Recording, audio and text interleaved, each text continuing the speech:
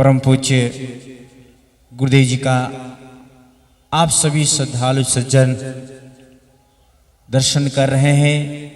एक बार आप सब लोग गुरुदेव जी के आगमन पर अभिनंदन में स्वागत में ताली बजाकर स्वागत करें। बहुत बहुत धन्यवाद। जयकारा लगाएं। बोलिए सदगुरुदेव की, सदगुरु असंग देव की जय, सदगुरु कबीर साहेब की जय, संत समाज की जय। अब सर्वप्रथम आरती का लाभ लें।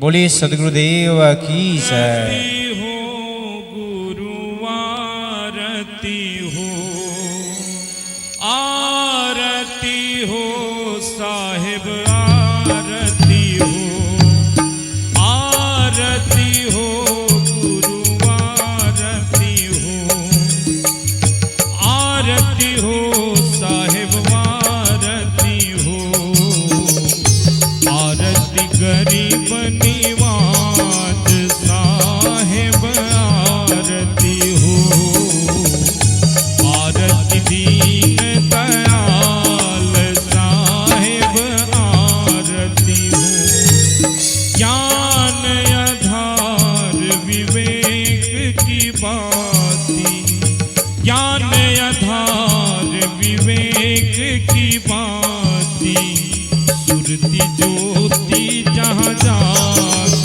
साहिब आरती हो, आरती गरीब निवाज साहिब आरती हो, आरती दीन दयाल साहिब आरती हो, आरती करो सतगुरु साहिब की, आरती करो सतगुरु साहिब की, जहाँ सब संत समाज साहिब आरती हो, आरती गरीब निवाज साहिब आरती हो, आरती दीन दयाल साहिब आरती हो, तरस परस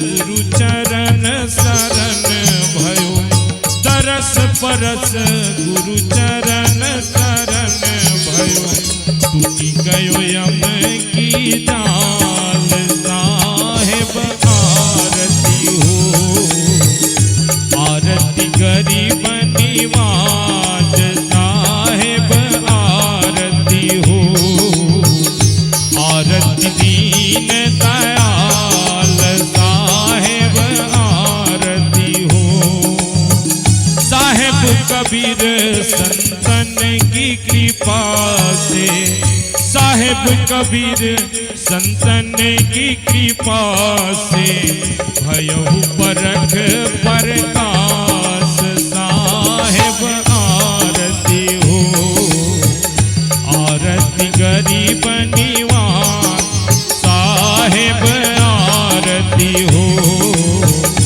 आरती दीन दयाल साहिब आरती हो, आरती गरीब निवाज साहिब आरती हो।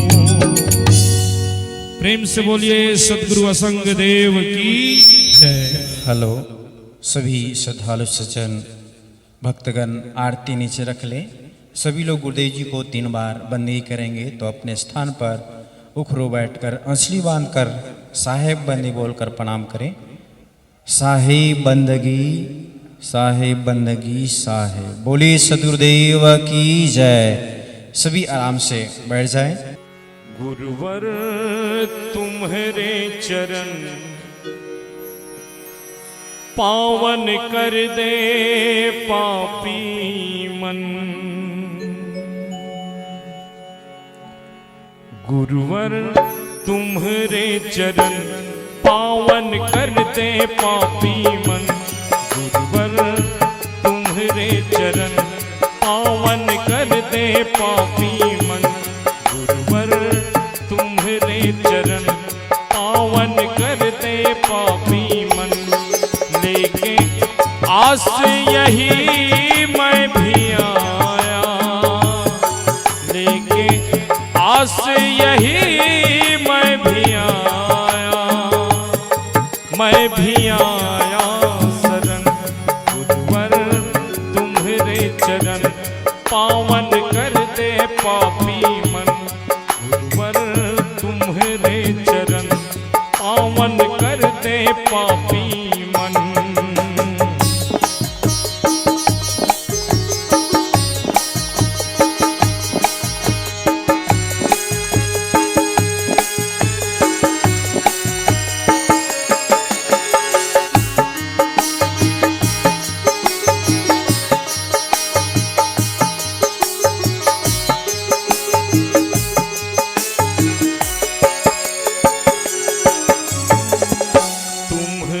दया के सब है भिखारी, तुम्हारी दया के सब है भिखारी, द्वार पे तेरे लाखों नर नारी, द्वार पे तेरे लाखों नर नारी, प्यासा कब से हृदय हमारा, प्यासा कब से हृदय हमारा, गुरुवर दो दर्शन, गुरुवर दो दर्शन, गुरुवर तुम्हारे चरण पावन कर दे पापी मन, गुरुवर तुम्हारे चरण पावन कर दे पापी मन।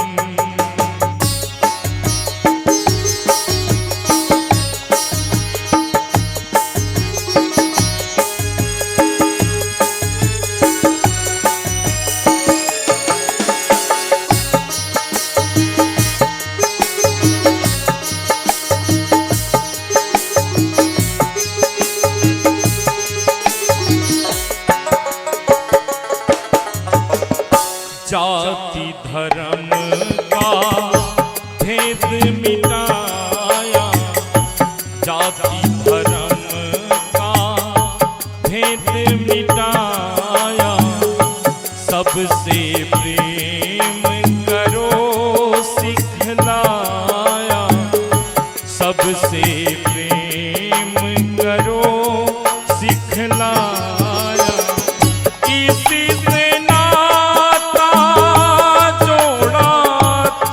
से इसी से नाता जोड़ा तुमसे, तोड़ के सब बंधन, तोड़ के सब बंधन, गुरुवर तुम्हारे चरण पावन कर दे पापी मन, गुरुवर तुम्हारे चरण पावन कर दे पापी मन।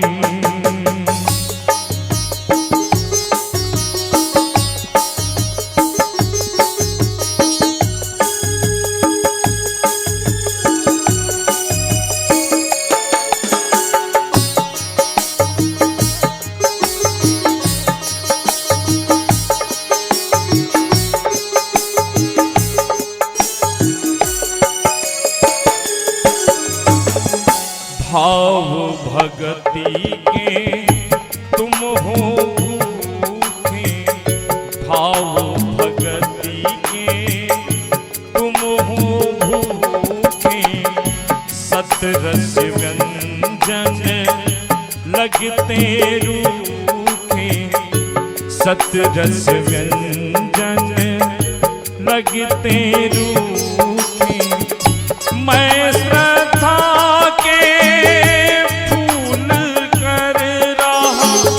मैं श्रद्धा के फूल कर रहा, साहिब तुमको अर्पण, गुरुवर तुमको अर्पण, गुरुवर तुम्हारे चरण पावन कर दे पापी मन, गुरुवर तुम्हारे चरण पावन कर दे पापी मन। असंग साहेब की जय। साहेब बंदगी साहेब। बड़ी सौभाग्य की बात है कि हमारे राजिम के इस त्रिवेणी संगम के तीर्थ स्थल में हमारे असंग साहेब जी हर साल आकर यहाँ आशीर्वाद प्रदान करते हैं। इनके लिए हम सब उनका हार्दिक अभिनंदन करते हैं, स्वागत करते हैं और अपने मुखार बिंद से हम सबको आशीर्वचन प्रदान करते हैं। हमें हमारे जीवन में किस प्रकार से हमें जीना है इनके बारे में बतलाते हैं। हमारे समाज में कैसे हमको रहना है इनके बारे में बतलाते हैं और हम हमेशा इनका टीवी के माध्यम से इनका प्रवचन सुनते हैं। रोज तो नहीं सुनते, लेकिन जिस दिन समय मिलता है उस दिन हम जरूर सुनते हैं। और इनका आश्रम हमारे ये अभनपुर ब्लॉक के ग्राम सोनपैरी में है। वहाँ भी हम जाके इनके आश्रम देखे हैं और वहाँ गौशाला का भी वहाँ व्यवस्था है। और आप सबसे भी मैं निवेदन करूँगा, हमारे ये नज़दीक में है हमारे असंग साहेब जी का आश्रम, वहाँ जाके देखना चाहिए। और वहाँ उनके शिष्य भी रहते हैं, उनसे भी हमें आशीर्वाद मिलते रहते हैं। और मैं कई बार बीच बीच में जाते रहता हूँ, क्योंकि उधर मेरा काम पड़ता ही है, इसलिए भी जाता हूँ। और आसपास के भी हमारे कई परिवार के या हमारे समाज के, साहू समाज के लोग भी हमारे साहेब जी से जुड़े हैं। और मैं उनसे पुनः विनती करते हुए उनसे निवेदन करूंगा कि हमेशा इस धारा को और हम सबको इनका आशीर्वाद हमें मिलता रहे। अतके कही के मैं हाँ ओकर से विदा चाहत हो। साहेब बंदगी साहेब। बहुत बहुत धन्यवाद श्री परदेसी राम जी। आइए अब गुरुदेव जी के सत्संग की पावन सरिता में आप सब लोग प्रवेश करेंगे। बोलिए सद्गुरुदेव की जय।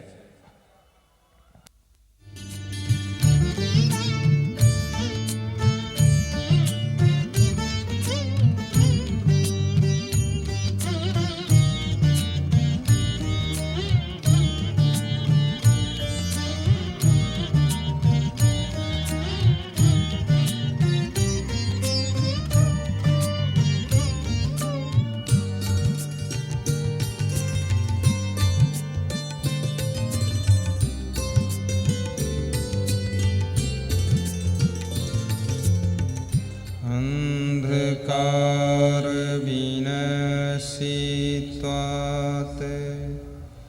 गुरुरीते भिधीयते। गुरुरीते भिधीयते।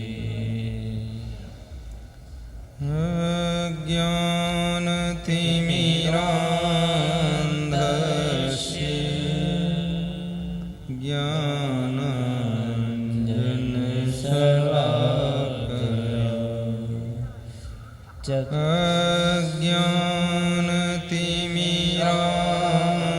अज्ञानतिमिरान्धस्य ज्ञानाञ्जनशलाकया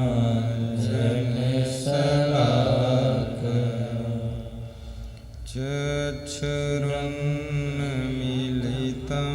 येन तस्मै श्रीगुरुवे नमः। तस्मै श्रीगुरुवे नमः। वन्दहं गुरुपद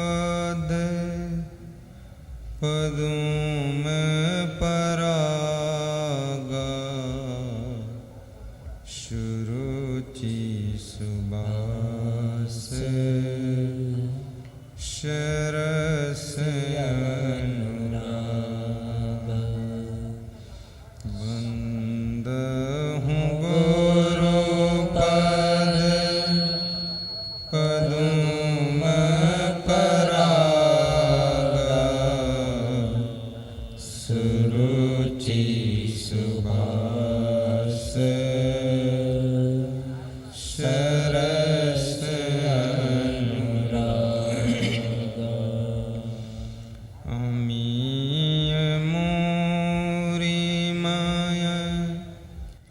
चूरन चारु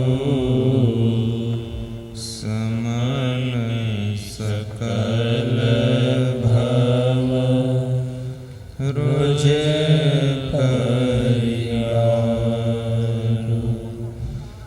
अमीय मोरी माया चूरन चारु समन सकल भव रुज परिवारु बंद हूँ गुरु पद पदुम पराग सुरुचि सुबास सरस अनुराग जिन जिन संबल ना कियो अशपुर पाटन पाय झाली परे दिन आथयो संबल कियो न जाय सतसंग की गंगा बहती है गुरुदेव तुम्हारे चरणों में सतसंग की गंगा बहती है गुरुदेव तुम्हारे चरणों में मिलता है सच्चा सुख केवल गुरुदेव तुम्हारे चरणों में सतसंग की गंगा बहती है गुरुदेव तुम्हारे चरणों में बस प्रेम मेरा भरपूर रहे गुरुदेव तुम्हारे चरणों में बस प्रेम मेरा भरपूर रहे गुरुदेव तुम्हारे चरणों में भगवान तुम्हारे चरणों में हे संत तुम्हारे चरणों में भगवान तुम्हारे चरणों में हे संत तुम्हारे। सभी लोग खड़े होकर ताली बजाकर सम्मान करें। अंतर्राष्ट्रीय संत का आगमन हुआ है।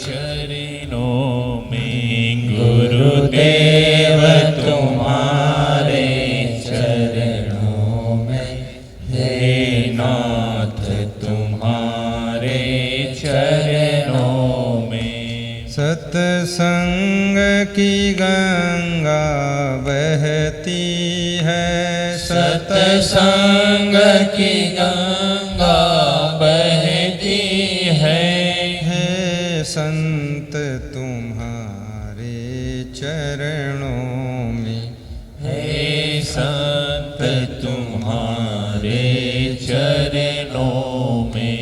तन मन धन अर्पण है मेरा गुरुदेव तुम्हारे चरणों में, तन मन धन अर्पण है मेरा गुरुदेव तुम्हारे चरणों में। बस प्रेम मेरा भरपूर रहे, बस प्रेम मेरा भरपूर रहे, गुरुदेव तुम्हारे चरणों में, गुरुदेव तुम्हारे चरणों में। बोलिए सद्गुरु भगवान की जय। भारत देश की महान भूमि छत्तीसगढ़ प्रदेश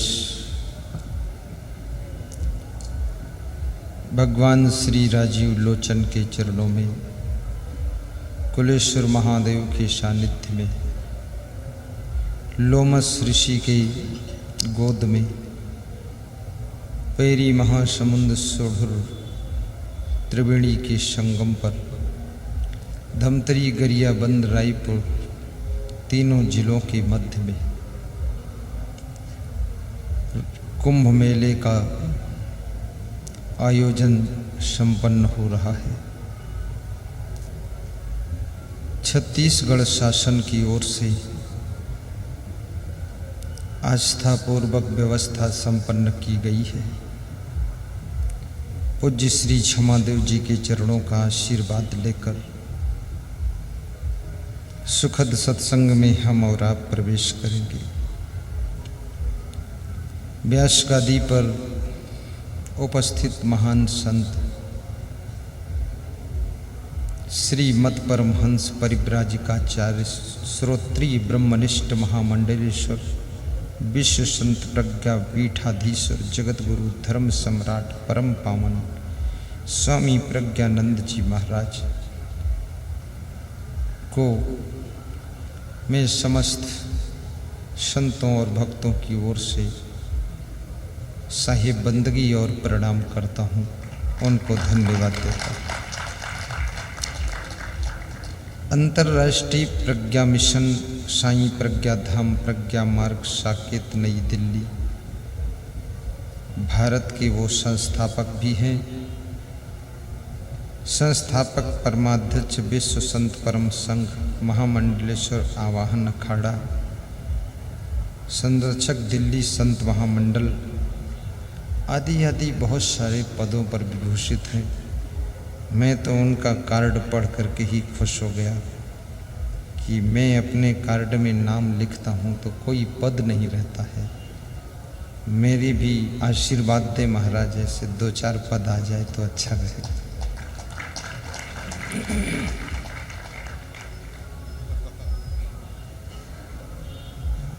अच्छा रहता है।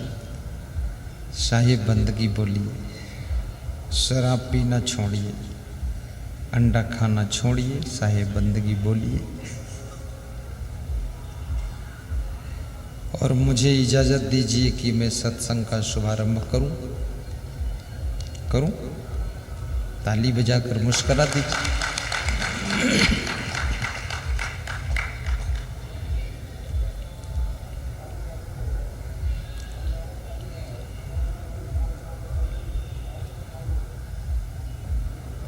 संत कबीर, स्वामी महावीर, महात्मा बुद्ध, तुलसीदास, भगवान श्री राम, भगवान श्री कृष्ण,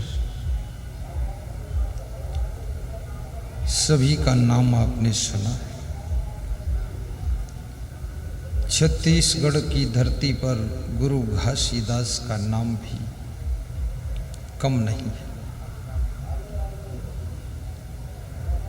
सभी संतों को नमन करते हुए कल मैंने 3 प्रश्न आपके बीच में रखा था। शायद आपको प्रश्न याद होंगे और नहीं याद हैं तो मैं याद कराऊंगा। पहला प्रश्न था, भगवान श्री कृष्ण से अर्जुन ने पूछा है कि हे कृष्ण, शांति कैसे मिलेगी? संपत्ति मिल जाती है परंतु शांति फिर भी नहीं मिलती है। कार मिल जाती है फिर भी शांति नहीं मिलती है। 50 लाख की कार के भीतर पति पत्नी को मैंने लड़ते देखा। 10 करोड़ के मकान के अंदर सासू बहू को झगड़ते देखा। बहुत अच्छी साड़ी पहने हुए, बहुत अच्छी जीन्स की पैंट पहनकर पति पत्नी को सड़क पर झिझकते देखा। पान तमाकू खाकर भाई भाई को बेईमानी करते देखा। दारू पी करके पिता पुत्र के बीच में धोखाधड़ी देखा। पत्नी के मरते ही मौसी के साथ चट मंगनी पट विवाह करते देखा। मरने के 10 दिन के बाद विवाह की तैयारियां होने लगी। ये कलयुग का उदाहरण है। एक समय ऐसा था, पत्नी अगर मर जाती थी तो पति अपनी पत्नी की याद में अकेला रहकर जीवन बिता लेता था। आज तो ऐसा हो गया कि पत्नी जिंदा है तो भी पति अपनी पत्नी को याद नहीं करता है, दूसरे की पत्नी का ध्यान लगाता है कि भगवान कुछ ऐसी कृपा करो, ये कब मिलेगी। उसमें कोई स्पेशल क्वालिटी नहीं है। यदि उसी के साथ शुरू से विवाह हो जाता तो तुम भगवान से प्रार्थना करते, भगवान इस चंडिका देवी से छुटकारा कब मिलेगा। उसमें कौन सुख है। आदमी का मन बड़ा चंचल है। इसलिए गीता पढ़ो या विदुर नीति पढ़ो, सभी शास्त्रों में बारंबार संतोष की बात कही गई है। संतोष का मतलब सिर्फ इतना नहीं कि खाने पीने कपड़ा पहनने में संतोष, धन दौलत में संतोष, रिश्तों में भी संतोष होना चाहिए। कोई हमारा जितना सम्मान कर दे उसी में संतोष कर लेना चाहिए।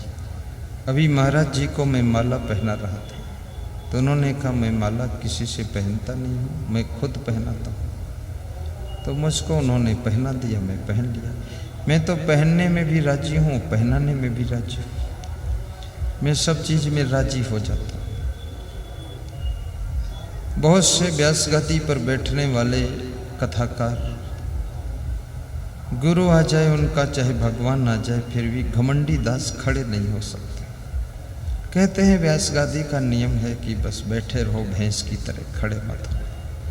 फिर मैं तो खड़ा हो जाता हूँ, क्या फर्क पड़ता, थोड़ा हमारे पाँव भी सीधे हो जाते हैं, आने वाले का सम्मान भी हो जाता है।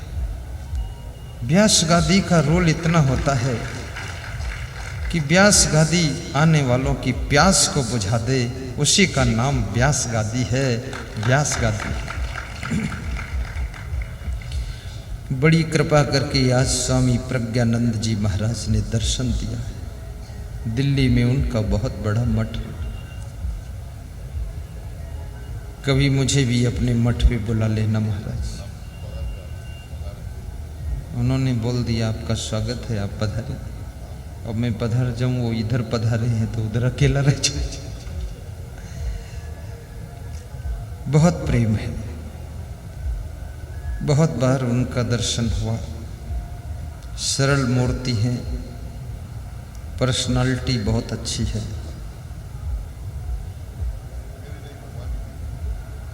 वो भी उनकी नहीं, भगवान की है। सब कुछ तेरा तुझको अर्पण, क्या लागत है मेरा। सब कुछ दीन्हा आपने, भेंट धरूं क्या नाम। दयालु गा दो मेरे लाल। सब कुछ दीन्हा आपने, भेंट धरूं क्या नाथ।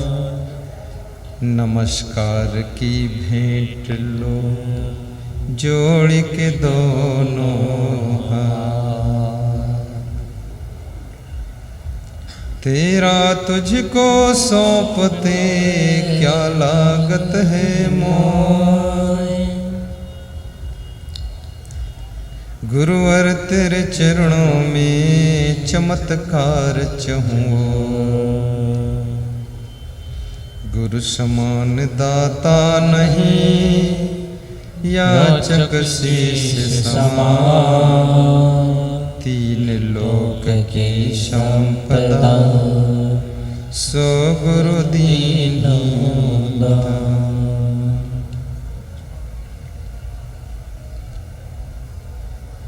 मुस्कराइए कि आप राजीव लोचन के चरणों में हैं। हंसिए कि आप लोमस ऋषि के पास में हैं। दुख मनाइए कि आप कलयुग में हैं। आनंद कीजिए कि आप सत्संग में हैं। दुर्भाग्य समझिए कि मेला में आकर सत्संग न सुन पाए तो ये दुर्भाग्य है। कितने लोग मेला में धक्का खाकर चले जाते हैं। ये मनुष्य धक्का खाने से कभी तृप्त नहीं हुआ। मैं पूरे मेला में देखता हूँ 95% लोग एक दूसरे को ढकेलते हुए घूम रहे हैं। जैसे घर से आए थे कोरे कोरे, वैसे वापस लौट जाते हैं कोरे कोरे। यहाँ पर सत्संग तो सुनते नहीं हैं, इधर उधर का तमाशा देखकर लौट जाते हैं, मंडई मना लेते हैं। लेकिन ये कुंभ मेला सत्संग का मेला है।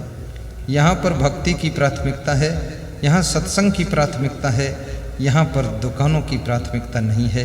लेकिन याद रखना, मेला में आकर पहले सत्संग सुनिए, संत का दर्शन कीजिए और पैसे निकाल कर दान भी चढ़ाइए और फिर इस नदी में डुबकी लगाइए माँ के चरणों में। और उसके बाद मेला में जाकर कुछ प्रसाद खरीद कर खाइए, तब घर लौट कर जाइए। फिर देखो आपका मन बदल जाएगा तो घर में शांति भी आएगी।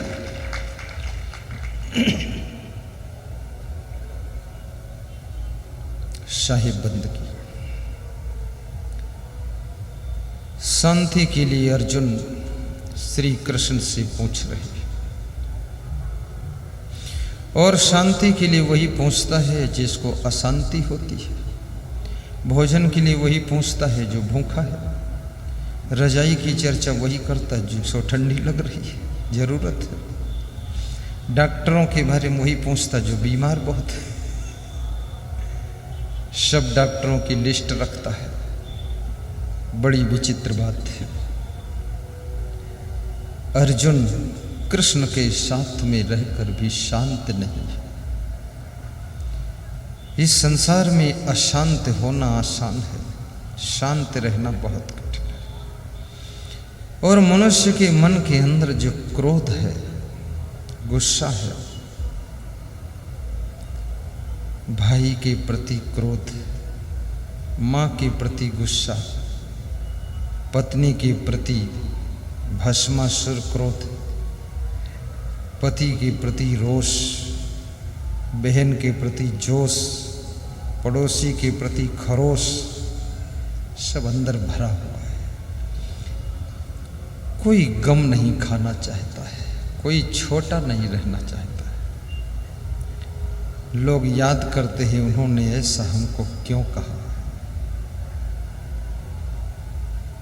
इसका कोई उत्तर नहीं है क्यों कहा है। कहा है तो कहा है, तुमने सहा है तो सहा है, अब बाकी कुछ भी नहीं रहा है, बस उसको भूल जाइए। दुनिया में बहुत सम्मान पाने वालों का भी कहीं कहीं अपमान होता है, बहुत आदर प्राप्त करने वालों का भी अनादर होता है। और याद रखना, इस संसार में बहुत अमीर लोग भी किसी रोज गरीब हो जाते हैं, बहुत गरीबी झेलने वाले लोग भी कभी अमीर बनकर बैठ जाते हैं। शायद इसी का नाम है दुनिया, जहां रोज नया बदलाव होता रहता है। और इस परिवर्तन के बीच में तुमको दृष्टा बन करके देखना है। तुम कहते हो कभी हमारे बाप दादे जमींदार थे, और आज तुम कहते हो कि मेरी हालत यह है, केवल 2 बीघे जमीन है हमारे पास। कैसे चली गई इतनी जमीन? थोड़ी सी सावधानी हट जाए जमीन खिसक जाती है, थोड़ा सा चूक जाओ सम्मान खिसक जाता है, थोड़ा सा असावधान हो जाओ तो पद प्रतिष्ठा खिसक जाती है, और थोड़ा सा लापरवाही करो तो धन भी खिसक जाता है, और थोड़ा सा ज्यादा सोने की आदत बना लो तो बिजनेस भी खिसक जाता है। थोड़ा सा गुस्सा ज्यादा आने लग जाए तो आपके परिवार की शांति भी खिसकने लग जाती है। इस दुनिया की कौन सी चीज कब तुम्हारे हाथ से खिसक जाए, इन सब चीजों को, प्राणियों को, पदार्थों को संभालते संभालते, पकड़ते पकड़ते जिंदगी भर में तुम थक चुके हो, फिर भी ये चीजें खिसकने से बाज नहीं आती हैं। कभी न कभी दांव पाकर सब चीजें हाथ से खिसक ही जाती है। कृष्ण कहते हैं कि अर्जुन,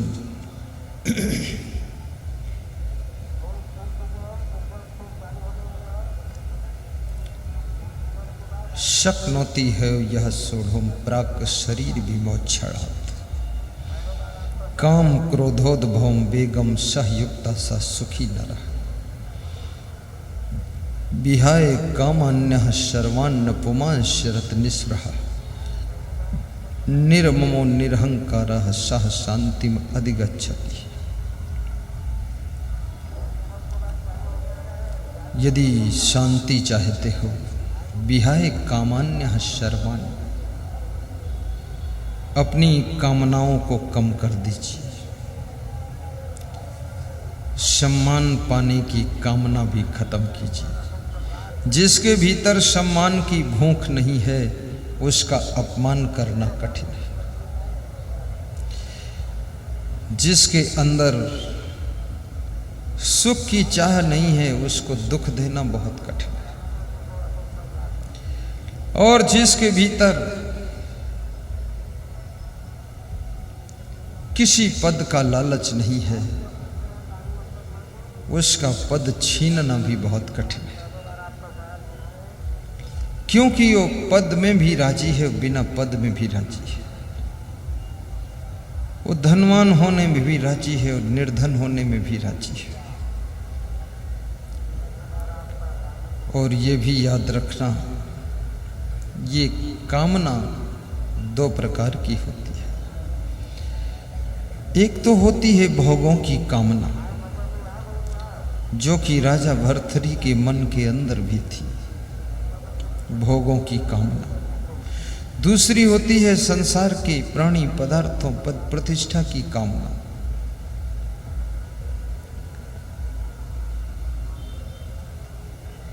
जिनके अंदर भोगों की कामना बहुत है, आज तक कोई व्यक्ति भोगों को भोग कर तृप्त हुआ नहीं। अभी कल मेरे पास एक सज्जन आए थे, कह रहे थे मेरी माँ मर गई। वो दुख हुआ, लेकिन उससे ज़्यादा दुख तब हुआ जब मेरे पिताजी ने ऐलान कर दिया कि मौसी के साथ विवाह करूँ। क्योंकि मेरे बड़े भाई की उम्र 35 साल है, मेरी उम्र 25 साल है और पिताजी की उम्र 55-60 साल है, विवाह का ऐलान कर रहे हैं। और मेरी मौसी जो है वो चरित्रहीन है, अब वो मौसी जब मेरे घर में प्रवेश करेगी तो मेरा क्या होगा? गुरुदेव, इस छोटी उम्र में इतनी बड़ी टेंशन मिल गई है। बड़ा भाई जुआ खेल करके 35 लाख बर्बाद किया है। मेरे चाचा ने जुआ खेल कर 40 लाख बर्बाद किया है। और मेरे बाप मौसी के साथ विवाह करके हमको सबको बर्बाद कर देंगे। बड़ी विचित्र बात है। कम से कम अपने बच्चों के प्रेम में भी ऐसी गलतियां न किया करो। खुद की पत्नी में तुम्हें सुख नहीं मिला, अब मौसी के साथ विवाह करके सुख कहां मिलेगा? इन बच्चों की समस्या को बढ़ा रहे हो, घर में कलह कलेश को जन्म दे रहे हो। वो बालक मेरे पास बैठकर रोने लगा। बोला, क्या दशा होने वाली है? बोले, राइस मिल है मेरे पास, गल्ले का बिजनेस है मेरे पास, जमीन है मेरे पास, आपका प्रवचन भी कराया हूँ, पर मेरे पिताजी ने प्रवचन ध्यान से सुना नहीं। एक बार और समय निकाल कर आइए, पिताजी के ऊपर कृपा कीजिए, उनको सद्बुद्धि मिल जाए तो मेरा डूबता हुआ घर बच जाएगा और हमें दुख से बेड़ा पार हो जाएगा। बहुत बड़ा कष्ट है। एक व्यक्ति का गलत डिसीजन पूरे परिवार को दुख की दरिया में डुबा देता है। एक व्यक्ति का संयम, एक व्यक्ति का कंट्रोल पूरे परिवार को उबार लेता है। और याद रखना भाइयों बहनों, कामनाओं को बस में कीजिए। धन कमाने की कामना रखिए, लेकिन सीमा के अंदर रहिए। मेहनत करके धन कमा लो, बुरा नहीं है, लेकिन किसी का गला काट कर धन कमाना बहुत बड़ा पाप है।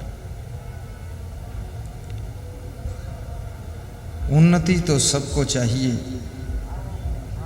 सबसे पहले देश का भला सोचिए, फिर अपने गांव का भला सोचिए, फिर अपने घर का भला सोचिए, उसके बाद अपने आप का भला कीजिए।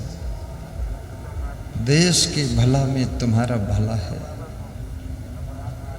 और देश को बर्बाद करके तुम अपना भला करना चाहते हो, तो याद रखना, ये व्यास गादी ही नहीं रहेगी तो हम बैठेंगे कहाँ, और देश ही नहीं रहेगा तो हमारा भला होगा कहाँ। इसलिए देश के लिए चिंता करो। ये हिंदुस्तान, जहाँ पर हिंदू धर्म के लोगों की संख्या बहुत है,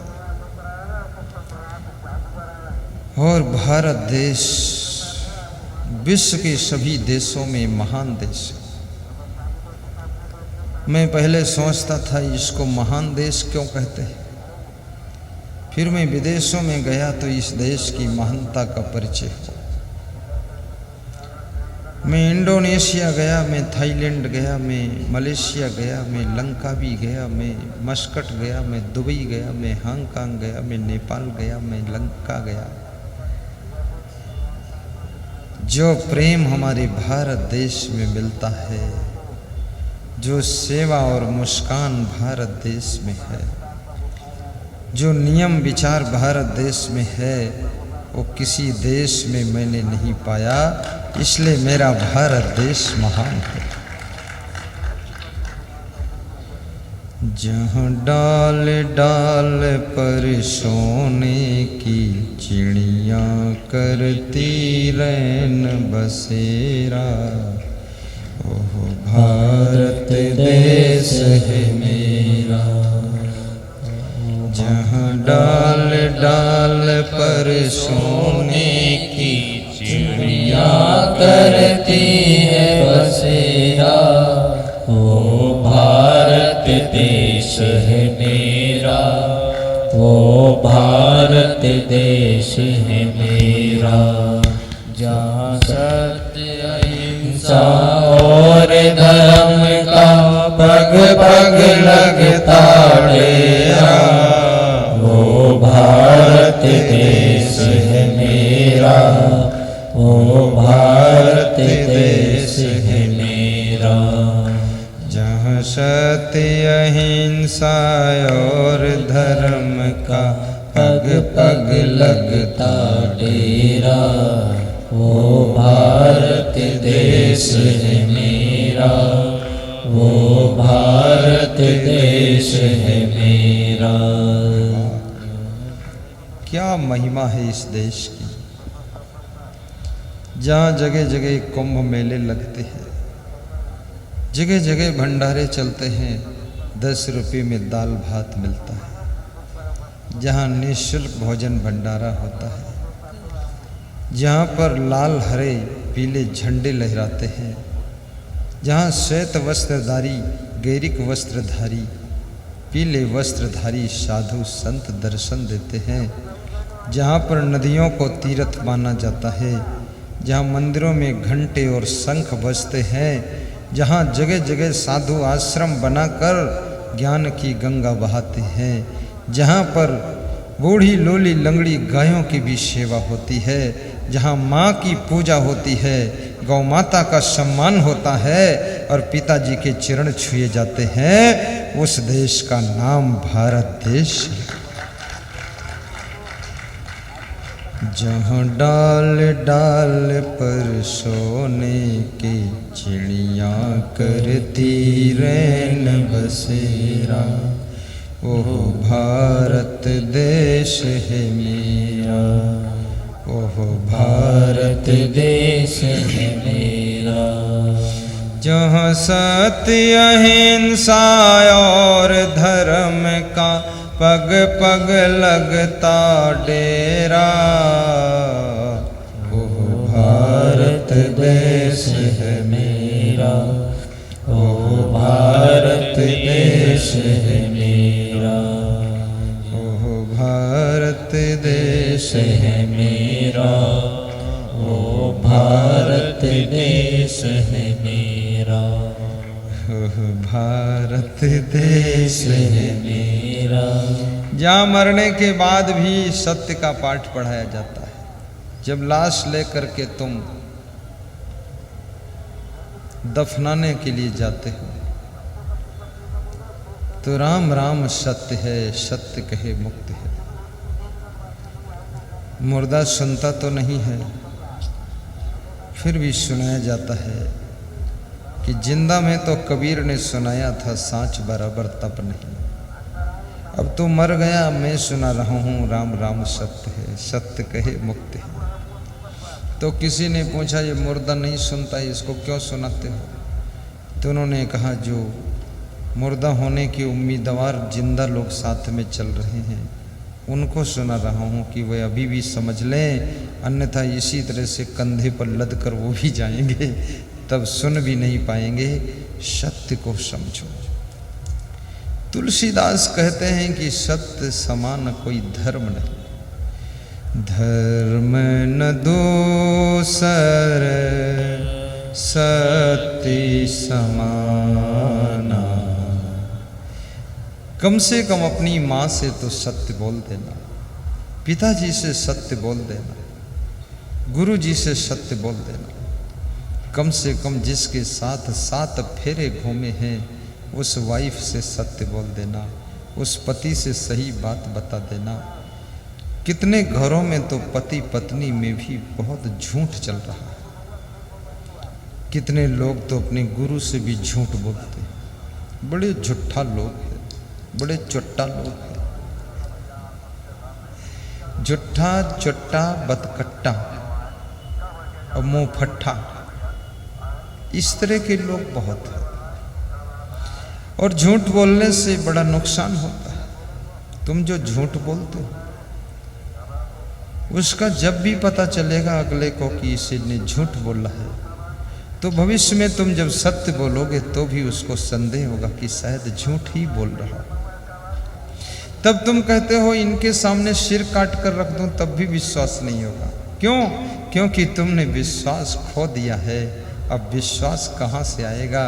याद रखना, धन खो जाएगा तो फिर आ जाएगा, सामान खो जाएगा दूसरा मिल जाएगा, गाड़ी खो जाएगी नई मिल जाएगी, पर विश्वास खो जाएगा तो किसी मार्केट में मिलने वाला नहीं है। इसलिए विश्वास को प्राप्त कीजिए। धर्म न दूसर शक्ति समाना, ओह धर्म न दूसर शक्ति समाना। सत्य की शक्ति को पहचानिए। सत्य बोलने वाले में गलतियां बहुत कम बचती हैं। क्यों? कोई डरता है कि गलती करूंगा, सत्य बोलूंगा तो पकड़ जाऊंगा, इसलिए गलती करने वाले झूठ का सहारा लेते हैं। और झूठ में इतनी ताकत है कि तुम्हारी गलती को छिपाता है, तुमको अपराध से बचाता है, तुमको गलत होने से सिद्ध नहीं होने देता है। अगर झूठ बिल्कुल बेकार होता तो आज तक झूठ खत्म हो गया होता। झूठ बहुत काम आता है। झूठ वकीलों के काम खूब आता है, और झूठ बेईमानों के काम आता, झूठ चोरों के काम आता, झूठ गलत कर्म करने वालों के काम आता है। झूठ बोलकर ही तो बच पाते हैं लोग। झूठ कोई साधारण चीज है। कबीर कहते हैं, झूठ झूठा कै डारहु, मिथ्या यह संसार, तेहि कारण मैं कहत हूँ, जाते हो युवा। झूठ को झूठा समझकर छोड़ दो, ये झूठा संसार भी है, इस कारण मैं कह रहा हूं तुम्हारा उद्धार हो जाए। पर झूठ बड़ा विचित्र झूठ है ये। मैंने सुना है कि मिलिट्री में एक अफसर नौकरी करता था। दूसरे देश से युद्ध प्रारंभ हो गया तो मिलिट्री का अफसर डर गया। उसने सोचा युद्ध में कहीं मैं ही मर जाऊं तो इससे पहले 6 महीने की छुट्टी ले लेता हूं। तो उसने एप्लीकेशन लगा दी। जितने लोग विशेष चालाक होते हैं, जब काम आता है तो छुट्टी ले लेते हैं। झूठ बीमार बन जाते हैं कि मैं बीमार हूं, अब क्या करोगे तुम, छुट्टी देना पड़ेगा। तो उसने अपने अफसर से एप्लीकेशन लगा दी कि मुझे छुट्टी चाहिए 6 महीने की, मेरी बहुत वाइफ बीमार है, वाइफ के बचने की उम्मीद नहीं है, अगर परलोक चली गई तो इसका पाप तुमको लगेगा, छुट्टी दीजिए, मैं उसका इलाज कराऊं, मैं उसके पास रहूंगा। तो उसका जो बड़ा अफसर था वो भी सोच में पड़ गया कि इसका पाप मैं क्यों भोगूं, छुट्टी दे देता हूं। तो उसने कहा मिल जाएगी छुट्टी, लेकिन मैं जांच करूंगा कि तुम्हारी वाइफ सच में बीमार है कि नहीं।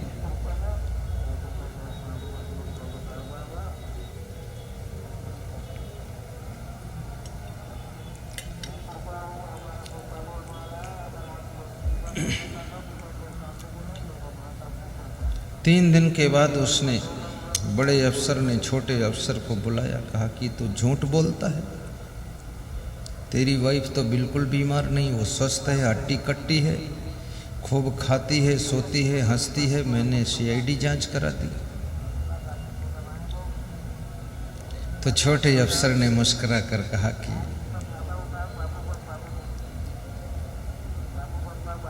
आपने जांच करा दी, मेरी वाइफ बीमार नहीं है।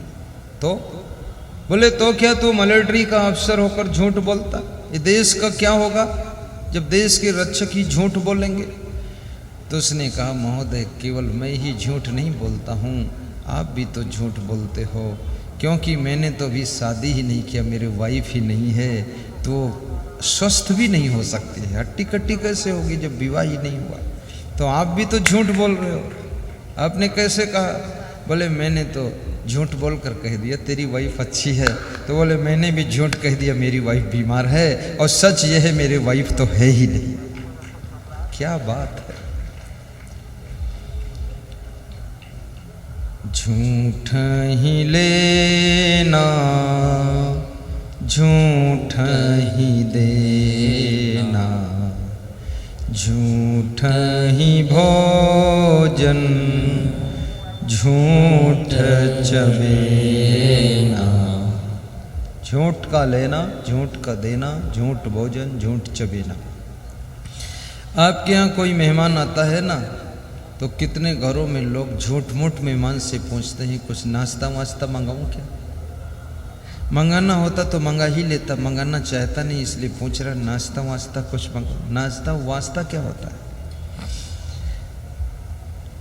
तो मेहमान समझ जाता है कि नाश्ता में वास्ता लगा दिया, इसका मतलब खिलाना नहीं चाहता। तो बोलता भूख नहीं है, फिर दोबारा खा लेंगे। तो बोलता देखो आज का नाश्ता उधार रहेगा, दोबारा खाना पड़ेगा। बोले हाँ हाँ खा लूँगा। और फिर वो विदा हो जाता है। तो पति पत्नी दोनों सलाह करते हैं, अच्छा हुआ स्वागत भी हो गया और खिलाना भी नहीं पड़ा। ये झूठ स्वागत हो रहा है। झूठ ही भोजन झूठ चबेना, झूठ ही लेना झूठ ही लेना। झूठ बहुत बड़ी चीज है। मैं आपसे निवेदन करूंगा, इस झूठे संसार में कभी कभी आपको भी झूठ बोलना पड़ेगा। मैं ऐसा नहीं कहता हूं कि तुम पूरा पूरा सत्य बोलो, लेकिन झूठ कहाँ बोलो ये भी बताऊंगा मैं। ध्यान से सुनते जाना, बीच में मेला घूमने मत जाना। कौन जा रहा है ये थैला लेकर? अरे तू रुक जा, अरे रुक बैठ जा। खाम खा थैला लादे हो। इतने दिन घर ही में घुसे रहे, को ढेर नहीं लगाए, फिर वहीं जाओगे। बैठो यहाँ सुनो। अरे छोड़ो झंझट घर का। घर तो मेरे भी था ना, एक बार निकल गया तब से घर घूम कर गई नहीं। अब तुम सुबह निकले शाम में घुस जाते हो घर में। चूहा हो क्या यार? कम से कम 2-4 रात निकल जाओ, क्या फर्क है। अब आदमी अगर 2-4 रात निकल जाए तो उसके घर में औरतें उसका बड़ा सम्मान करेंगी, पूछेंगी कहाँ गए थे। तो बोल दो दिमाग फेल है, जिधर चला जाऊँ उधर चला जाता हूँ। तो तुम्हारी पत्नी तुम्हारा दिमाग ठीक करने में लग जाएगी। और अगर तुम रोज रोज शाम को वापस लौट आओगे घर में, तो पत्नी समझ लेगी कि दिमाग ठीक है, अब इसका दिमाग हम फेल करेंगे।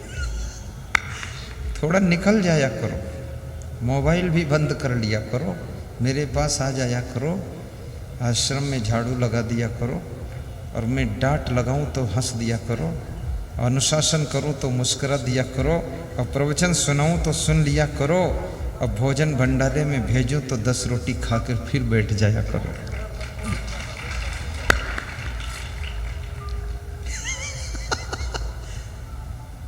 बार बार घर में नहीं जाना चाहिए। थोड़ा अपने भाग्य को भी तो आजमाइए आप कि तुम्हारी किस्मत में क्या है। निकल पड़ो, चल पड़ो, देखो तमाशा। मैं साधु बना तो एक बार अपने भाग्य को आजमाने के लिए मैं एकांत में चला गया। बगीचे में थोड़ा जंगल था, वहाँ बैठ गया। मैंने कहा आज भाग्य आजमाना है सुबह से शाम तक। अभी तो गुरु जी के साथ में हूँ, संतों के साथ हूँ, सब भंडारी है, सब भोजन बनता टाइम टू टाइम। लेकिन आज जरा देखता हूँ परीक्षा करके। मैं बैठ गया उत्तर प्रदेश में। 10 मिनट बैठा। एक आदमी खेत में काम कर रहा था, वो अपना खेत बैल हल सब रोक करके मेरे पास आया।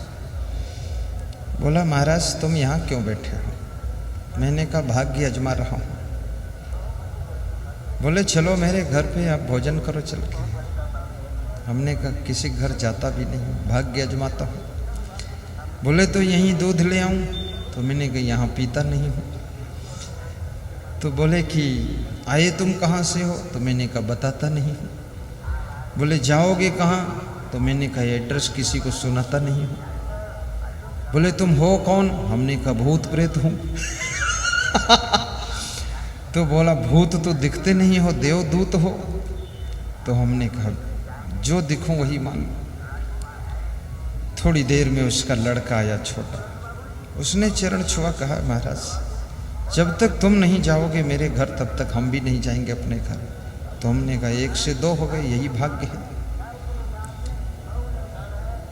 तो बच्चा हाथ जोड़कर बैठ गया, बोला घर चलना पड़ेगा।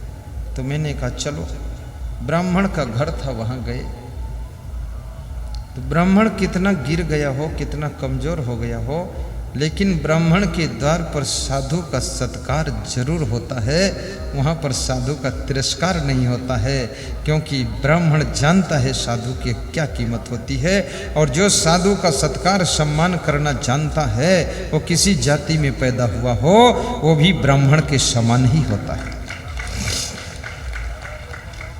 तो मैं वहाँ गया, तो उसकी माँ गुड़ का शरबत लेकर आई, गुड़ का शरबत, उसमें दही डालकर लाई।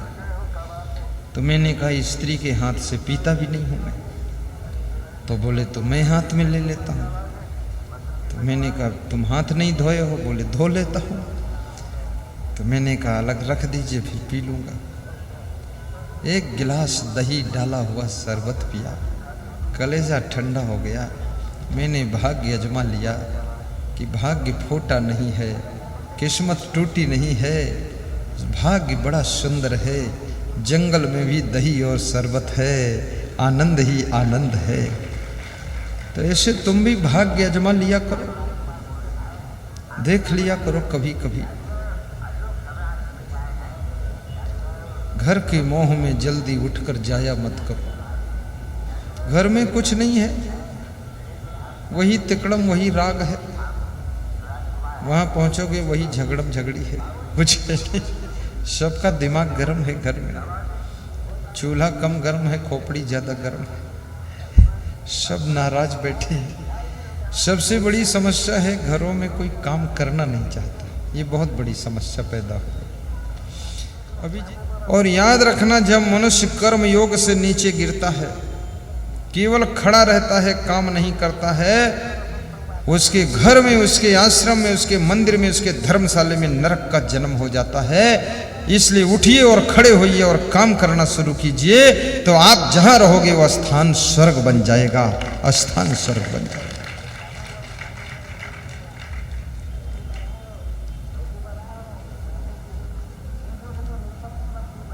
कृष्ण कहते हैं,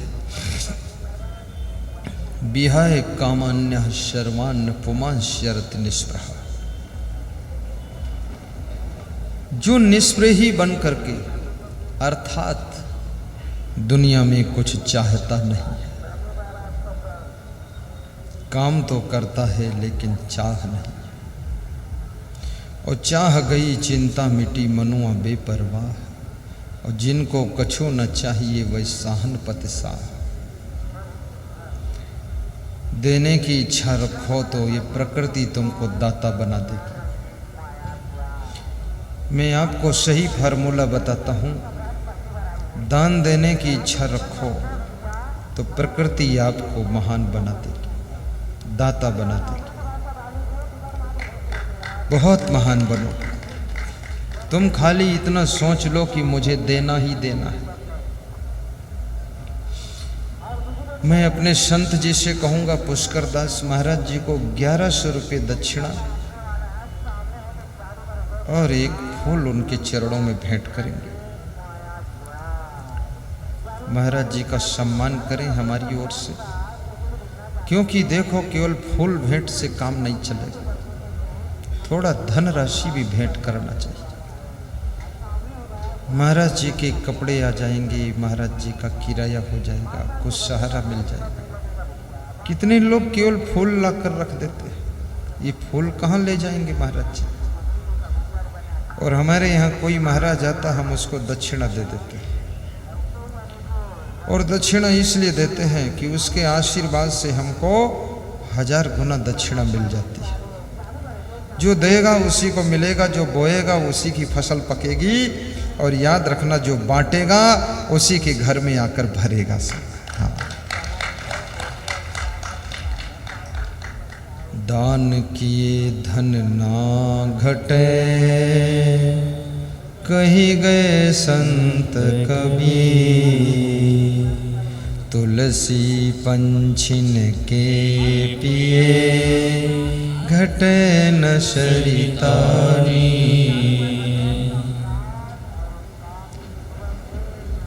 अभी गुजरात में बनासकांठा जिले में बांध टूट गया था, बाढ़ आ गई। तो मैंने अपने परम भक्त हेमंत भाई अमेरिका से बात किया, तो उन्होंने मुझे बताया बांध टूट गया है, तो गुरुदेव आपकी आज्ञा हो तो हम उनको कुछ बांटूं। मैंने कहा कपड़े बांट दो। तो बनासकांठा के भक्त का फोन आया कि कपड़े तो यहाँ बहुत आ चुके हैं, खाने पीने की सामग्री बांटी। तो एक ट्रक सामग्री हमारे संत लेकर के और वहाँ पहुँचा दिया जहाँ पर लोग बांध टूटने से बाढ़ में मर गए थे, घर उजड़ गए थे। अमेरिका के हेमंत भाई ने उसका 75% पेमेंट किया और 25% पेमेंट हमारे आश्रम की ओर से हुआ और एक ट्रक राशन सामग्री पहुंच गई।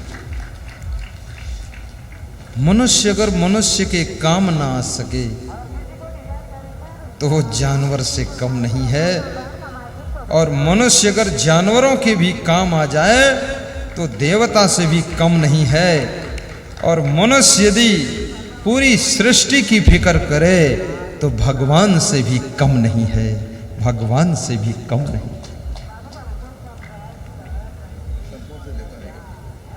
वो महाराज का नियम है, संतों से लेते नहीं, फिर संतों को देते हैं कि नहीं? तो दे दो ना कुछ। विराजिए महाराज। महाराज को 2 मिनट बोलने का वक्त दीजिए, बैठिए, माइक देते हैं। 2 मिनट महाराज जी। देखो वो संतों से लेते नहीं, तो हमने कहा संतों को देते हैं, बोले हाँ। तो हमने कहा दे दो फिर हमको। तो जो 1100 उनको दिया था वही 1100 दिया। मैं सोचा संतों से लेते नहीं, देते हैं तो अब 11,000 दे देंगे, लेकिन 1000 बनाए नहीं। हो सकता कल तक ले आए 1000 बना के। मैं तो लेता भी हूं देता भी हूं, दोनों काम करता। अब हमारे आवाहन अखाड़ा के पूज्य श्री प्रज्ञानंद जी महाराज के सुमधुर अमृत वचन आप श्रवण करेंगे। 2-3 मिनट उनका आशीष आपको मिलेगा, फिर महाराज जी को हम चुपके से विदा करेंगे और उसके बाद हम प्रवचन फिर प्रारंभ करेंगे। महाराज जी ने व्यास गादी पर आकर दर्शन दिया, आशीर्वाद दिया, इस मंडप की शोभा बढ़ाई, और उनकी चमकती हुई प्रतिभा और उनके गले के सुंदर रुद्राक्ष माला और सिर पर एक रुद्राक्ष की माला और हाथ की सभी अंगुलियों की विलक्षण अंगूठी और उनके शरीर पर चमकती हुई लाल रंग की पोशाक और पैरों के लाल रंग के मोजे और सफेद रंग की दाढ़ी और मस्तक पर लगा हुआ तिलक 4 चांद लगा रहा है। जोर से ताली बजाइए।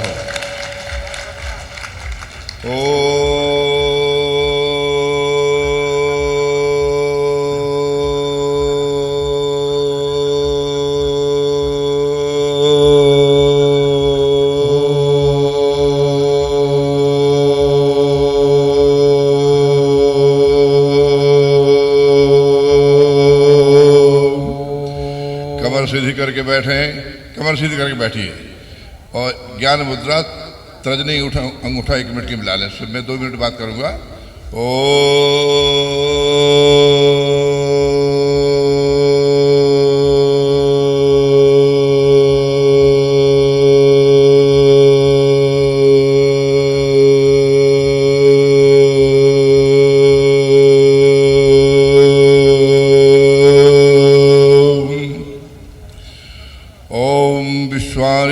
सवितुर्दुरुतानि परासु यद भद्रम तन्न आसु। ओम गुरुर्ब्रह्मा गुरुर्विष्णु गुरुर्देवो महेश्वरा गुरु साक्षात् परब्रह्म तस्मै श्री गुरुवे नमः। सिया राम में सब जग जानी, करहूँ प्रणाम जोर जुग पाणी, जय जय जय हनुमान गोसाई, कृपा करहु गुरुदेव की नाई। आज के इस दिव्य और भव्य सत्संग समारोह में जो हमारे सुप्रसिद्ध कीर्तिलब्ध संत असंग जी महाराज के सानिध्य में उनकी द्वारा संपन्न हो रहा है। मुझे कल विश्वा जी ने कहा कि आपको जाना जरूरी है। मेरा मन तो था जाने का, मगर जब विश्वा जी ने कहा कि आपको जाना जरूरी है तो मैं तो शाम को 6 बजे यहाँ आता हूँ, मैं आज 3 बजे आ गया, क्योंकि मुझे आपके सानिध्य का भी लाभ प्राप्त करना था। कबीरदास जी प्रवचन देते थे और इस नश्वर शरीर के बारे में ही बताते थे कि ये नष्ट होने वाला शरीर है, इस पर ज़्यादा मोह मत करना, लोभ मत करना। किंतु एक दिन वो रोने लगे, रोने लगे तो लोगों ने कहा ये क्यों रो रहे हैं? क्योंकि उन्होंने बताया कि भगवान ने उनके लिए बैकुंठ से विमान भेजाया है, इस विमान में बैठ के आपको वहाँ आना है, बैकुंठ जाना है। तो कबीरदास जी, तो लोगों ने कहा इसमें रोने की बात क्या है, इसमें तो हर्ष होना चाहिए कि भगवान ने वैकुंठ से विमान भेजाया, तो इस पर हर्ष का विषय है, ये रो रहे हैं। तो उन्होंने कहा राम बुलावा भेजिया, कबीरा दीना रोए, कबीरा दीना रोए, जो सुख है सत्संग में सो वैकुंठ न होए। वैकुंठ में वो सुख नहीं है जो सत्संग में सुख है। तो आप लोग सत्संग में आए हैं, वैकुंठ से भी बड़ा लाभ आप प्राप्त कर रहे हैं। जब कुंठाएं व्यक्तियों की विगत हो जाती हैं, समाप्त हो जाती हैं, तो वैकुंठ वहीं उत्पन्न हो जाता है। आपकी कुंठाएं, आपके टेंशन, डिप्रेशन, फ्रस्ट्रेशन, तनाव, दबाव, अवसाद, ये सब संग में आने से जब दूर हो जाएं तो समझ लेना कि वैकुंठ की प्राप्ति आपको हो गई। तो जब सदगुरु के द्वारा जब कोई संदेश दिया जाता है तो उसका एक ही उद्देश्य होता है कि जो भी भक्त, जो भी शिष्य, जो भी अनुयायी, जो भी पिपासु जिज्ञासु आते हैं, उनको मुक्ति प्राप्त हो, मोक्ष प्राप्त हो। मोक्ष का मतलब है मुक्त हो जाना। मुक्त किससे होना? वासना तृष्णा से मुक्त हो जाना, लोभ मोह से मुक्त हो जाना, षट विकारों से मुक्त हो जाना, यही मोक्ष का असली अर्थ है। जब व्यक्ति जब सब चीजों से मुक्त हो जाता है तो फिर भगवान के पास जाने की आवश्यकता नहीं है, भगवान स्वयं भक्त के पास आता है। जिन भक्तों के नाम आप जानते हैं, कबीरदास जी हों, तुलसीदास जी हों, मीरा हों, सबरी हो, प्रहलाद हो, ध्रुव हो, इन सब के पास भगवान आए थे, भगवान के पास वो नहीं गए। भगवान स्वयं खिंचा हुआ बंधा हुआ भक्तों के पास चला आता है। तो सत्संग की महिमा है, जो बिन सत्संग विवेक न हो, राम कृपा बिन सुलभ न सोऊ। ये राम की कृपा आप पर हुई है, इसलिए आप यहाँ पधारे हैं। आपके अपने मन से नहीं आ सकते कोई। जिन पे भगवान की कृपा होती वही पधारते हैं, वही आते हैं। जिन पे कृपा नहीं वो चक्कर लगा रहे हैं, चक्कर लगा रहे हैं, घूम रहे हैं। तो चक्कर से मुक्ति पाना हो, 84 के चक्कर से मुक्ति पाना है, तो आपको भगवान की कृपा चाहिए। भगवान की कृपा होगी तो सत्संग में आपको लाभ मिलेगा। सत्संग का क्या लाभ होता है? तुलसीदास जी, एक बार स्वयं नारद जी ने भगवान से प्रश्न किया, प्रभु सत्संग का क्या लाभ है, मुझे 1 मिनट में जरा बता दीजिए। उनका जाओ, एक कीड़ा है, उसके पास जाओ, अभी आपको सत्संग का महत्व बताएगा। वो कीड़े के पास जब वो पहुंचे तो कीड़े ने अंडा दिया, उससे बच्चा हुआ, वो मर गया। अब इसके बाद वो फिर लौट गए, प्रभु वो तो गए, वहां कुछ मिला नहीं, वो तो कीड़ा हुआ, उससे बच्चा हुआ, बच्चे ने मुझे देखा, इसके बाद वो तुरंत मर गया। तो जाओ तोते के पास जाओ। तोते के पास गए, वहां पर भी बच्चा हुआ, अंडा आया, बच्चा हुआ, और उसके बाद वो मर गया। उनका प्रभु ये बड़ा क्या हो रहा है, ये आपने कहा सत्संग का लाभ महत्व बताना है और आप ये समझ नहीं आ रहा है मेरे। उनका आप जाइए, अब आप घोड़साल में जाइए। घोड़साल में गए तो गधी ने वहां बच्चे को जन्म दिया, और जैसे बच्चे को जन्म दिया नारद जी वहां खड़े थे, बच्चा उनको देखने के बाद मृत्यु को प्राप्त हो गया। कहने का सही है, फिर भगवान के पास आए, उनके जाइए अब गौ माता के पास जाओ। गौ माता के पास वहां गए और वहां पर गौ माता ने बच्चे को जन्म दिया और नारद जी के दर्शन किए और वो उसकी मृत्यु हो गई। तब उनका प्रभु अब मैं कहीं नहीं जाऊंगा, मुझे आप रहस्य बताइए क्या है, इसका क्या सत्संग का फल है। उनका एक बार और जाना पड़ेगा, फिर आपको इसका महत्व समझ में आ जाएगा। उनका कहाँ जाना कि राजा के यहाँ। उनका वहाँ जाऊँगा तो वहाँ तो पिटाई हो जाएगी, यदि राजा का बेटा कहीं मर गया कहीं, उसके यहाँ जाऊँगा तो यहाँ तो कोई जानने वाले नहीं थे और बोलने वाले नहीं थे, किसी ने कुछ नहीं कहा। अब राजा के यहाँ मैं जाऊँगा और वहाँ जाकर के राजा के राजकुमार की मृत्यु हो जाएगी तो मैं तो नहीं जाऊँगा। उनके नहीं, आप जाइए जरूर, आपको जवाब मिल जाएगा। नारद जी जब भगवान ने आदेश दिया तो वो गए, राजा को संदेश दिया कि मुझे भगवान विष्णु ने आपके यहाँ भेजा है, आपके यहाँ राजकुमार आने वाला है। उनका प्रभु बड़ी कृपा की, देवर्षि जी आपके आने से हमारे राजकुमार को बड़ा आशीर्वाद मिलेगा, आप आ गए हैं। नारद जी अंदर से डर रहे हैं, मगर आपके आने से हमारे राजकुमार हो रहा है और अब मुझे आपने संदेश दिया है, चलिए ये तो व्यवस्था बनाई कि जैसे राजकुमार का जन्म हो नारद जी को दर्शन करा दिए जाएं। जैसे ही नारद जी वहाँ पहुँचे, राजकुमारी राजा की पत्नी रानी ने जैसे बच्चे को जन्म दिया और बच्चे ने कहा, नारद जी देवर्षि जी मैं आपको प्रणाम करता हूँ। पहली बार मैंने कीड़े की योनि में जब आपके दर्शन किए तो मेरे पापों का विनाश हुआ, मैं तोते की योनि में आया। तोते की योनि में मुझे सत्संग आपका प्राप्त हुआ तो फिर मैं गधे की योनि में पहुंचा, मुझे वहां आपका आशीर्वाद प्राप्त हुआ। और जब तीसरी बार चौथी बार दर्शन किए तो मैं गौ माता के पास पहुंचा, गौ माता ने मुझे जन्म दिया। तो फिर चौथी बार दर्शन हुए तो मुझे फिर पांचवी बार अब आपके दर्शन प्राप्त हो रहे हैं, मैं राजकुमार बन के पैदा हुआ हूं।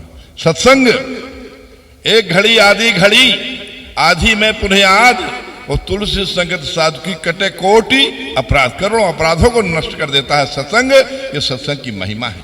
इसे सत्संग सबके लिए सुलभ नहीं है, सत्संग उन्हीं के लिए सुलभ है, राम कृपा जिन बिन सुलभ न सोऊ। राम की कृपा होती है तो सत्संग मिलता है। अनेक जन्मों के पुण्य आपके जागृत हुए हैं, तब आपको सदगुरु का दर्शन, संत का दर्शन होता है। पुण्य पुंज बिन मिलहि न संता, एक पुण्य से काम नहीं चलेगा। पुण्य का पुंज जब इकट्ठा हो जाता है, पुंज का ढेर जब इकट्ठा हो जाता है, तब जाकर के संत दर्शन और गुरु का दर्शन प्राप्त होता है। तो मैं अपनी वाणी को विराम देने के पहले यही कहना चाह रहा हूँ, असंग जी महाराज भी उसी परंपरा के संत हैं जो लाखों करोड़ों लोगों को आशीर्वाद दे रहे हैं। और ख़ास बात यह है जो मैं अक्सर में कहा करता हूँ, जिसको लोग समझ नहीं पाते हैं, कि जब भी सत्संग होता है, राम कथा होती है तो हनुमान जी तो वहाँ जरूर आ जाते हैं।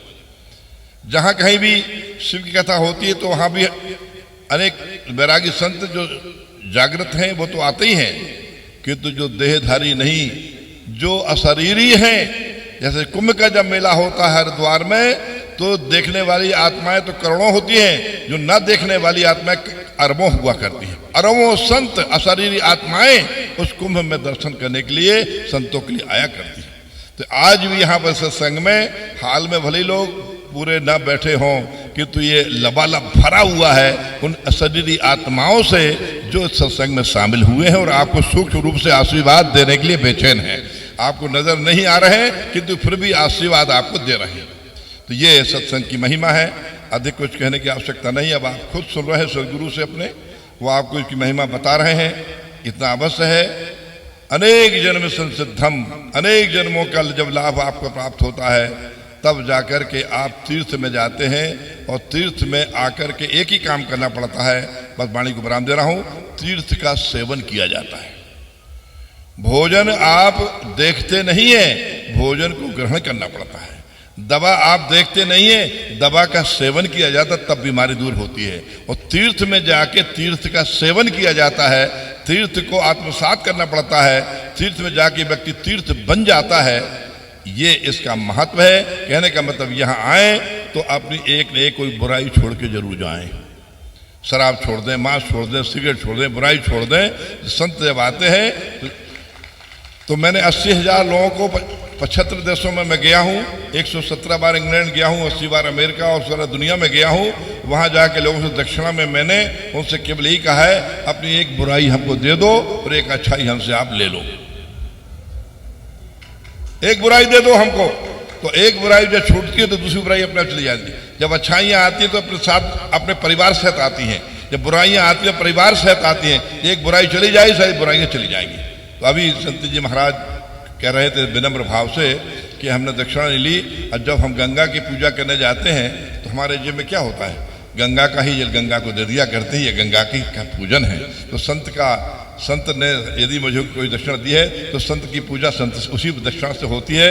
हमारे इनके भी बहुत से शिष्य, हमारे भी बहुत शिष्य जब बहुत दे दिया करते, संतों से हम क्यों लें? धोबी से नहीं लेता, नाऊ से नहीं लेता और उससे नहीं लेता। ये केवट भगवान से कहा कि मुझे समझ में आता है कि एक केवट दूसरे केवट से कैसे ले रहा है। जब नाव उतराई मांगने की बात आई, भगवान ने राम को केवट ने नाव उससे उस पार उतारा, तो उन्होंने कहा मैं आपसे नहीं लूँगा, क्योंकि आप भी अगले जिले में मुझे उस पार उतारोगे तो मैं आपसे इस उतराई का पैसे क्या लूँ। तो ये कहने का सामान्य बात यह है कि संतों जो सीखने वाली बात यही है, जब कभी हम गंगा में स्नान करने के लिए जाएं, महानदी में स्नान करने के लिए जाएं, तो उनका जब पूजन करें तो उनका ही जल उनको अर्पित कर दिया करते हैं। तेरा तुझको सौंपते क्या लागत है मेरा। हमारा अपना है कि हमका क्या साथ लेके आएंगे, साथ लेकर के जाएंगे, ये सब उसका दिया हुआ है। भगवान तेरी दी हुई संपदा तेरे चरणों में समर्पित है। इसी भाव को लेकर चले जाएं आप अपने घर में, आपके घर का कायाकल्प हो जाएगा, परिवर्तन हो जाएगा। आप बदल जाएंगे तो आपका परिवार बदल जाएगा, आपका परिवार बदल जाएगा तो आपका समाज बदल जाएगा, आपका समाज बदल जाएगा तो आपका देश बदल जाएगा, और देश बदल जाएगा तो पूरा संसार बदल जाएगा। पूरा संसार नजरे तेरी बदली के नज़ारे बदल गए और कश्ती ने मोड़ रखी किनारे बदल गए, किनारे बदल जाएंगे। हमको ये बदल सके, जमाने में दम नहीं। संत बोलते हमसे जमाना है, जमाने से हम नहीं। नाज क्या इस पर जो बदला है जमाने ने तुम्हें, संत वो हैं जो जमाने को बदल देते हैं। जमाने को बदलने के लिए संतों का अवतार हुआ करता है। इन शब्दों के साथ में महाराज श्री को मैं साधुवाद देता हूँ कि उन्होंने मुझे परोक्ष रूप से, सूक्ष्म रूप से प्रेरणा देकर के मुझे बुलाया, मैं आया और अब मैं बदल ले रहा हूँ कि मुझे एक कुछ स्थानों पर और जाना है और उनके आदेश का पालन हो गया। हर साल हम 13 साल से लगातार कुंभ में आते हैं, आपसे बराबर आजू बाजू बैठ के बातचीत होती रही। आज पास में बैठ कर के मंच पे बैठते रहे, मगर पहली बार आपके सत्संग में आने का मुझे मौका मिला है, इसलिए मैं भी अपने आप को भाग्यवान मानता हूँ और आपके से यही प्रार्थना करता हूँ कि इसी प्रकार लोगों को आप अपने ज्ञान के अमृत से, कुंभ में अमृत बरसता है, अपने ज्ञान के अमृत से प्रपासुओं की प्यास बुझाते रहें, उनको मार्गदर्शन करते रहें और उनको मोक्ष का अधिकारी बनाते रहें। सर्वे भवन्तु सुखिनः, सर्वे सन्तु निरामया, सर्वे भद्राणि पश्यन्तु, मा कश्चित् भाग् भवेत्। ओम शांति शांति शांति शांति।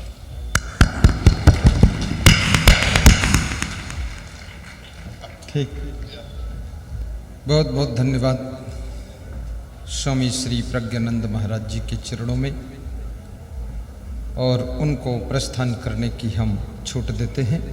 किसी का मन नहीं कि वो जाएं, एक बार मुस्करा दें उसके बाद जाएं। महाराज मुस्कराइए। हरि ओम। ठीक। विहाय कामान्यः सर्वान् पुमांश्चरत् निष्प्रहः, निर्ममो निरहंकारः शांतिम अधिगच्छति। जिसने अपनी ममता को जीत लिया है, जिसने मोह के ऊपर विजय प्राप्त किया है, ये मोह और ये ममता ऐसी जंजीर है कि मनुष्य इसमें बंध जाता है और मरते दम तक छूट नहीं पाता है। एक मोह के कारणे भरत धरी दुई देह, तुलसी तिनकी कौन गत जिनके नाना नेह। तुलसीदास कहते हैं कि भरत जी को एक सोने के एक मृग के बच्चे में प्रेम हो गया था और उसके मोह के कारण उनको दूसरा जन्म लेना पड़ा था। फिर ये मनुष्य की क्या गति होगी, इसका तो बहुत मोह है, बहुत जगह मोह है। और ये मोह केवल आपके परिवार में आपको होगा ऐसा नहीं है, ये कहीं भी मोह हो सकता है। पुरुष तो मोहनलाल है, स्त्रियां मोहिनी देवी हैं, और कहीं भी ये मोहित हो सकते हैं। और मोहित हुआ व्यक्ति, याद रखना, सीता जी सोने के मृग को देखकर मोहित हो गई थी तो लंका पहुंच गई थी। शूर्पणखा राम के सुंदर रूप को देखकर मोहित हुई थी तो नाक कान कट गए थे। अब तुम सोच लो, तुम मोहित होगे, तुम्हारा क्या हाल होगा। इसलिए न तो सोने के मृग में मोहित होना, सीता जी ने पूरी दुनिया को सिखा दिया कि मोहित होने से इतने खतरे होते हैं, पति से दूर हो जाना पड़ता है। शूर्पणखा ने भी सिखा दिया कि किसी के रूप सौंदर्य में मोहित होने से नाक कान कट गए, इज्जत चली गई, और जिसके कारण राम रावण का युद्ध हुआ। याद रखना, मोहित तो कोई दूसरा होता है, पर युद्ध किसी तीसरे को करना पड़ जाता है। इसलिए आपकी ये जो मोह में फंसने की आदत है, इसके कारण न जाने कितने लोगों की शांति भंग होती है। कृष्ण कहते हैं, अर्जुन, ये 700 श्लोक की गीता मैं सुनाता हूं कि तेरा मोह नष्ट हो जाए। और 700 श्लोक सुनने के बाद अर्जुन का मोह नष्ट हो गया। नष्टो मोहा अस्मृतिर्लब्धा। फिर अर्जुन का मन जब मोह से पार होता है तो अर्जुन का मन दुख से भी पार हो जाता है। ये बड़ा विचित्र है मोह। तुम मुख्यमंत्री बन जाओ, प्रधानमंत्री बन जाओ, लेकिन ये मोह तुम्हारा पीछा नहीं छोड़ता है। इसलिए कवियों ने रो रो कर गाया है कि ममता तू न गई मेरे मन से। ये ममता मन से जल्दी जाती नहीं। जनक जी को विदेही कहा जाता था, देह में रहते हुए भी देह का उनको भान नहीं रहता था, अपनी देह का भी। रहे कहावत परम विरागी, सीय बिलो की धीरता भागी। जब चित्रकूट में सीता जी को देखा जनक जी ने, जमीन पर बैठे हुए सूखे पत्तों पर उदास सीता जी बैठी है, तो जनक जी अपनी बेटी को देखकर रो पड़े। तो तुलसीदास ने कहा है कि बड़े बैरागी कहलाते थे, अपनी बेटी सीता को देख करके धैर्य टूट गया और रोने लगे। ये बड़ा विचित्र मोह होता है। मोह की अंधेरी रात में सभी सो रहे हैं। मोह निशा सब सोवन हारा, देखहि स्वप्न अनेक प्रकारा। यह जग जामिन जागहि जोगी, परमारथी प्रपंच वियोगी। जानि तबहि जीव जग जागा, जब सब विषय विलास विरागा। मोह सकल व्याधिन कर मूला, जेहिते पुण्य भूसूला। मोह सकल व्याधिन कर मूला, जेहिते पुण्य उपजत बहुसूला। मोह निशा सब सोवन हारा, देखहि स्वप्न अनेक प्रकारा। और जो मोह में जीते हैं भाइयों बहनों, जिसे तुम मोह करते हो उसका जब वियोग होता है तो तुम घायल हो जाते हो, पागल हो जाते हो, तुम्हारा मन विचलित हो जाता है। कितने लोगों के घर में किसी सदस्य की मृत्यु हो जाती है तो उसी चिंता और टेंशन में उनको लकवा अटैक हो जाता है। अभी छत्तीसगढ़ में जांजगीर चांपा जिले में एक सज्जन ने मेरा सत्संग कराया। बोले 2 ईंट भट्ठे थे, सब बंद हो गए। एक बेटा था, वो मर गया, 3 बेटा और बचे हैं। उसकी माँ रोती रहती है और मैं भी इसको देखकर बड़ा दुखी होता हूँ। उस दुख में सब ईंट भट्ठे का बिजनेस बंद हो गया। आपका सत्संग इसलिए करवाया हूँ कि थोड़ा मोह कम हो जाए तो कुछ धंधा शुरू हो सकता है। ये मोह तुम्हारे धंधे में भी बाधक बन जाता है। और ये संसार मृत्यु लोक है, यहाँ हमेशा कोई रहता नहीं है, सबकी एक दिन मृत्यु होती है। अभी गत वर्षों में श्री चंदूलाल साहू सांसद का बेटा, उसकी मृत्यु हुई। मैं भी उसके अंतिम संस्कार में आया था। यहाँ पवन दीवान की अंतिम यात्रा निकली, उस समय भी मैं आया था। बहुत से लोग थे। पवन दीवान की मृत्यु देख करके, चंदूलाल साहू के बेटे की लाश को देख करके जितने लोग वहाँ मौजूद थे उनको अपनी लाश की याद आती थी कि एक दिन मेरा भी यही हाल होगा। और कबीर साहब ने ये बात तो बहुत पहले ही बता दिया कि आया है सो जाएगा राजा रंक फकीर, एक सिंहासन चढ़े चले, एक बांधे जात जंजीर। आया है सो जाएगा राजा रंक फकीर, एक सिंहासन चढ़ी चले, एक बांधे जात जंजीर।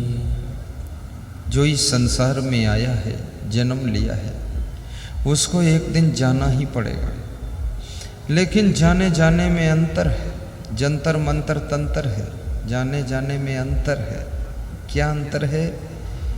कोई पाप की जंजीरों में बंद कर जाता है और कोई पुण्य के सिंहासन पर बैठ कर जाता है। और इस संसार में आकर के तुम पाप और पुण्य कमाने में स्वतंत्र हो। कितना पाप कमा लो, समझ लो आप जंजीरें बना रहे हो, और कितना पुण्य कमा लो, आप अपना सिंहासन तैयार कर रहे हो। एक सिंहासन चढ़ चले, एक बांधे जात जंजीर। अपने पुण्य का सिंहासन, धर्म का सिंहासन, परोपकार का सिंहासन तैयार कीजिए।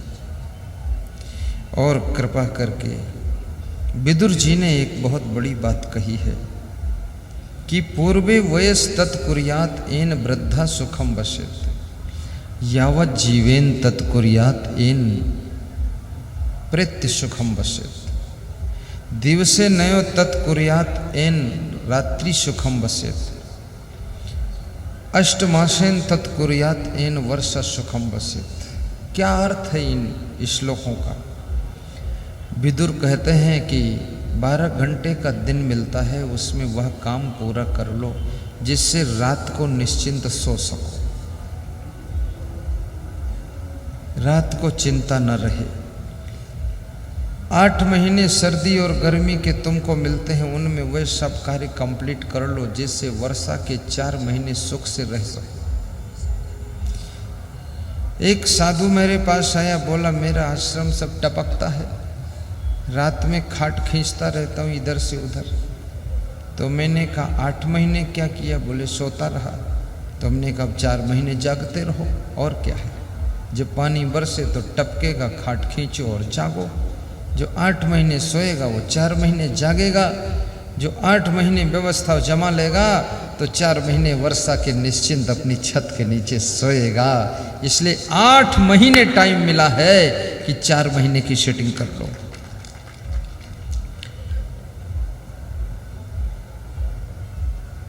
अष्टमासेन तत्कुर्यात एन वर्षा सुखम बसे। और फिर विदुर जी ने यह भी कहा कि पूर्वे वयस तत्कुर्यात एन वृद्धा सुखम बसित, यानी बचपन और जवानी मिली है, इसमें ऐसे कार्य पूरे कर लो जिससे बुढ़ापा सुख से जी सको। कितने लोग बचपन में घूमते रहते हैं। अभी एक यहाँ पर कुत्ता घूम रहा था काले रंग का, उसको देख करके दयालु गाड़ा ने पैर उठाकर ऊपर रख लिए। समझ गए मेरे पैर में न काटे। पास में उनकी पत्नी है, वो पैर नीचे लटकाएगी, तो वो सोचती काट भी लेगा तो यही दयालु लेकर तो जाएगा, दवा कराएगा। हाँ, वो काला कुत्ता आया था। मैं उस कुत्ते को देखा, 2-3 राउंड मार चुका है। अब वो कुत्ता पछता रहा है। कुत्ता सुंदर है, वो उसका कलर सुंदर है, पूरा काला है, शकल भी सुंदर है, और उस कुत्ते को किसी ने पाला भी है। लेकिन जिसके द्वार पर रहता था वो कुत्ता आजाद होना चाहता था, तो उसके द्वार से चुपके से निकल गया और मेले में घुस गया और मेले में घूमता रहा। तो बहुत से कुत्तों ने उसको नोच डाला। खूब गिरा गिरा कर नोचा है, तो उसके बाल सब खुरच गए, सुंदरता खत्म हो गई, मिट्टी में लथर गया, भूखा प्यासा घूम रहा। जिधर जाता है उधर पहले से सब कुत्ते अपना अपना एरिया बांट कर बैठे हैं, वह कुत्ते उसको रपटा कर काटते हैं। अब वो कुत्ता अकेला पड़ गया, इधर घूम रहा है। याद रखना भाइयों बहनों, इसी तरह से जो अपनी टोली से अलग हो जाता है वो कुत्ते की तरह अपने को नोचवाता हुआ घूमता रहता है, उसको कहीं सहारा मिलने वाला नहीं। इसलिए अपने परिवार से भी जुड़े रहो, घर से भी जुड़े रहो। किसी आश्रम में साधु बनो तो वहाँ से जुड़े रहो, नहीं तो कुत्ते वाला हाल होगा। अभी तुम किसी आश्रम में साधु बन गए, तुम्हारा गुरु तुमको पालता पोसता है, फिक्र भी रखता है, तुम्हारे गुरु भाई भी तुम्हारा ध्यान रखते हैं। अगर टोली से निकल गए तो उसी कुत्ते की तरह भटकते रहोगे। फिर ये संसार के विषय विलास, संसार की बुराइयों के कुत्ते तुमको खूब नोचेंगे और उसके बाद अकेले भटकोगे और कोई टुकड़ा देने वाला नहीं मिलेगा। याद रखना भाइयों बहनों, मनुष्य को अपना प्लेटफार्म कभी नहीं छोड़ना चाहिए, अन्यथा दोबारा प्लेटफार्म मिलने वाला भी नहीं है। प्लेटफार्म पर खड़े खड़े इंतजार करो, तुम्हारी ट्रेन भी आने वाली है। ऐसा नहीं कि आपकी ट्रेन नहीं आएगी, आ जाएगी ट्रेन आपकी। और प्लेटफार्म भी छोड़ दोगे तो ट्रेन आएगी और चली जाएगी, तुम कैसे बैठ पाओगे? इसलिए प्लेटफार्म पकड़े रहो।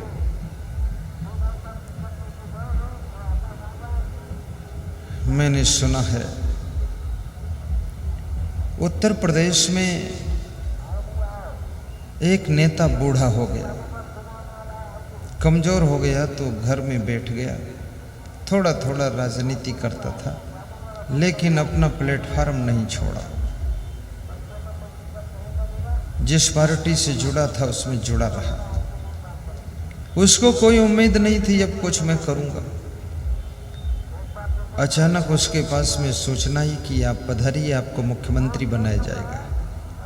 और वो गया तो उसको फट से मुख्यमंत्री बनाया गया। उसका नाम था राम प्रकाश गुप्ता, और वो मुख्यमंत्री बन करके बुढ़ापे में मुस्कराता था कि धोखे में ये पद मिल गया, मुझे उम्मीद कोई नहीं थी, लेकिन प्लेटफार्म नहीं छोड़ा तो ट्रेन मेरी आ गई। ऐसे आप घर में भी अपना प्लेटफार्म मत छोड़िए। साधु बन जाइए तो आश्रम में भी प्लेटफार्म मत छोड़िए, तुम्हारी ट्रेन आने वाली है। और एकता संगठन से रहना सीखो, परस्पर प्रेम से जीना सीखो, दूसरों का ख्याल करना सीखो, घर की सफाई शुद्धता व्यवस्था सेटिंग करना सीखो, सामान को सही जमाना सीखो, जिंदगी को सही सेट करना सीखो। तुम्हारे घर में इतना सामान है, अगर जमाने की कला न हो तो सामान सब बिखरा पड़ा रहेगा, तुम्हारे सोने की भी जगह नहीं रह जाएगी। और जमाने की कला हो तो सामान भी सेट हो जाएगा और उसी बीच में मेहमान भी सेट हो जाएगा और तुम भी उसी में सेट हो जाओगे, फिर भी जगह खाली बच जाएगी। जमाना सीखो, ऐसे अपनी जिंदगी को भी जमाना सीखो। भाई के साथ सेट होना सीखो, वाइफ के साथ सेट होना सीखो। कितने लोगों को विवाह किए हुए 20 साल हो गए, पति पत्नी सेट ही नहीं हो पाए, खटर पटर चल रही है। पति अपनी जिद करता है, पत्नी अपना हट करती है, दोनों सुबह शाम टक्कर ले लेते हैं, फिर काम करते हैं। ये कोई जिंदगी है? तुम्हारे घर में देखने के लिए टीवी सेट है, सोने के लिए डबल बेड सेट है, पानी ठंडा करने के लिए फ्रिज का सेट है, और कमरे को ठंडा करने के लिए एसी सेट है, और चाय पीने के लिए टी सेट है। और साथ साथ में याद रखना, ये सब सेट तो हैं, लेकिन घर वालों का दिमाग अपसेट है, वो सेट ही नहीं है, इसलिए घर में शांति नहीं है। ये दिमाग सेट कहाँ होगा? दुनिया के सारे सेट तो राजीव नया पारा की बाजार में मिल जाएंगे, लेकिन दिमाग सेट करने वाली मशीन वहाँ नहीं मिलेगी। दिमाग सेट करने का स्थान यदि कोई है तो वह केवल सत्संग है, और वही सत्संग यहाँ पर चल रहा है। दिमाग सेट हो जाता है। मेरे पास कई लोग आते हैं और कहते हैं आपका प्रवचन सुनते सुनते हमारे घर की सेटिंग जम गई। तो हमने कहा क्या जमी? एक पुलिस का आदमी, मैं गुजरात जा रहा था तो बदनावर में मिला, मध्य प्रदेश में गुजरात बॉर्डर पर, चौराहे पर उसकी ड्यूटी थी, दौड़ करके आया, बोला 1 मिनट महोदय। तो मैंने कहा देर हो रही, टाइम नहीं। बोले बस 1 मिनट, गेट खोलो। मैंने कहा लेट हो रहा। अरे बोले खोलो गेट। खोला तो चरण छुआ, बोला मैं और मेरी वाइफ आपका प्रवचन सुनते हैं, और मेरी वाइफ गुस्सा बहुत करती थी, मैं हठी ज़्यादा था, दोनों सुधर गए, घर में शांति आ गई। ये लीजिए दक्षिणा और 2 मिनट रुकिए, घर चलिए, वाइफ को दर्शन दीजिए। मैंने कहा बात को आ जाऊंगा। तो बोले 1 मिनट रुकिए। तो 2-3 किलो सेव फल लाया वो पुलिस का अफसर और भेंट किया, बोला कि कभी आना जरूर घर। मैं उसके घर तो अभी तक नहीं पहुंचा, लेकिन कभी न कभी जाऊंगा जरूर। पर मैं सोचता हूँ घर में जाऊं न जाऊं, घर मेरी वाणी से सुधर जाए तो समझ लो उसके घर में मैं पहुंच गया हूं। जिद्दी स्वभाव छोड़िए। निरहंकारा, श्री कृष्ण कहते हैं जो निरहंकारी है, जिसको अभिमान नहीं है, अहंकार नहीं। ये बड़ी विचित्र बात है। अहंकार को छोड़ना बहुत कठिन है, क्योंकि आदमी के पास जब धन बढ़ता है तो धन का अभिमान भी बढ़ने लगता है। आप देखते होंगे आदमी किसी पद पर पहुंच जाए तो उसके बोलने का ढंग बदल जाता है, देखने का ढंग बदल जाता है। पहले तुमको मिलता था तो हंस करके मिलता था और हाल भी पूछता था, अब तुमको पहचानता भी नहीं है। ये पद भी लोगों को अंधा कर देता है, ये धन भी अंधा कर देता है, ये वैभव भी अंधा कर देता है। लेकिन जो पद पा करके भी जिसको मद ना आए, और धनवान बनकर भी अभिमान ना आए, और विद्वान बनकर भी अभिमान ना आए, वही व्यक्ति महान होता है और वो सदैव सुखी रहता है।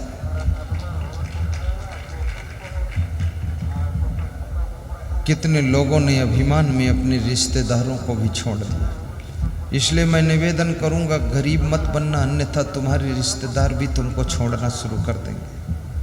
थोड़ा अमीर भी रहो। अब तुम सोचते हो कि बहुत हाथ पांव मार रहा हूं, अमीरी आती ही नहीं तो क्या करूं? तो मैं अमीरी का भी फार्मूला आपको बता दूंगा कैसे अमीरी आएगी। महात्मा विदुर से पूछा गया, धृतराष्ट्र पूछ रहे हैं अमीर बनने के लिए क्या करना चाहिए, धनवान बनने के लिए क्या करना चाहिए? विदुर जी कहते हैं 6 काम करना चाहिए। अगर 6 काम कर लोगे तो अमीर बन जाओगे। ये अमीर बनने का फार्मूला आज बताऊं कि कल बताऊं? बोलो, आज बता दूं? रातों रात करोड़पति हो जाओगी। अभी तो पत्नी के पति हो, रात में करोड़पति हो जाओगे। तब मिलने क्यों आओगे मुझको? तुम कंगाल रहोगे तभी मिलने आओगे। इसलिए मैं ऐसा मंत्र पढ़ देता हूं कि रात में भिखारी हो जाओ। नहीं नहीं नहीं नहीं, भिखारी नहीं बनाऊंगा आपको, मैं आपको अमीर बना दूंगा। तो सीधे बैठ जाओ, बता देता हूं फार्मूला। उद्योगम उत्थानम संयमो दाक्ष्यम अप्रमादो धृति अस्मृति समिच्छा समारंभो विद्धि मूलम भवस्यतु। ये अमीर बनने का फार्मूला है। तो इसकी व्याख्या करूं कि संस्कृत में तुम समझ गए हैं? हिंदी में बोलूं? तुम संस्कृत नहीं जानते हो क्या? अंग्रेजी जानते हो क्या? नहीं। तो छत्तीसगढ़ी जानते हो कि नहीं? छत्तीसगढ़ी मालूम है? चल तोला छत्तीसगढ़ी में समझावत हूं।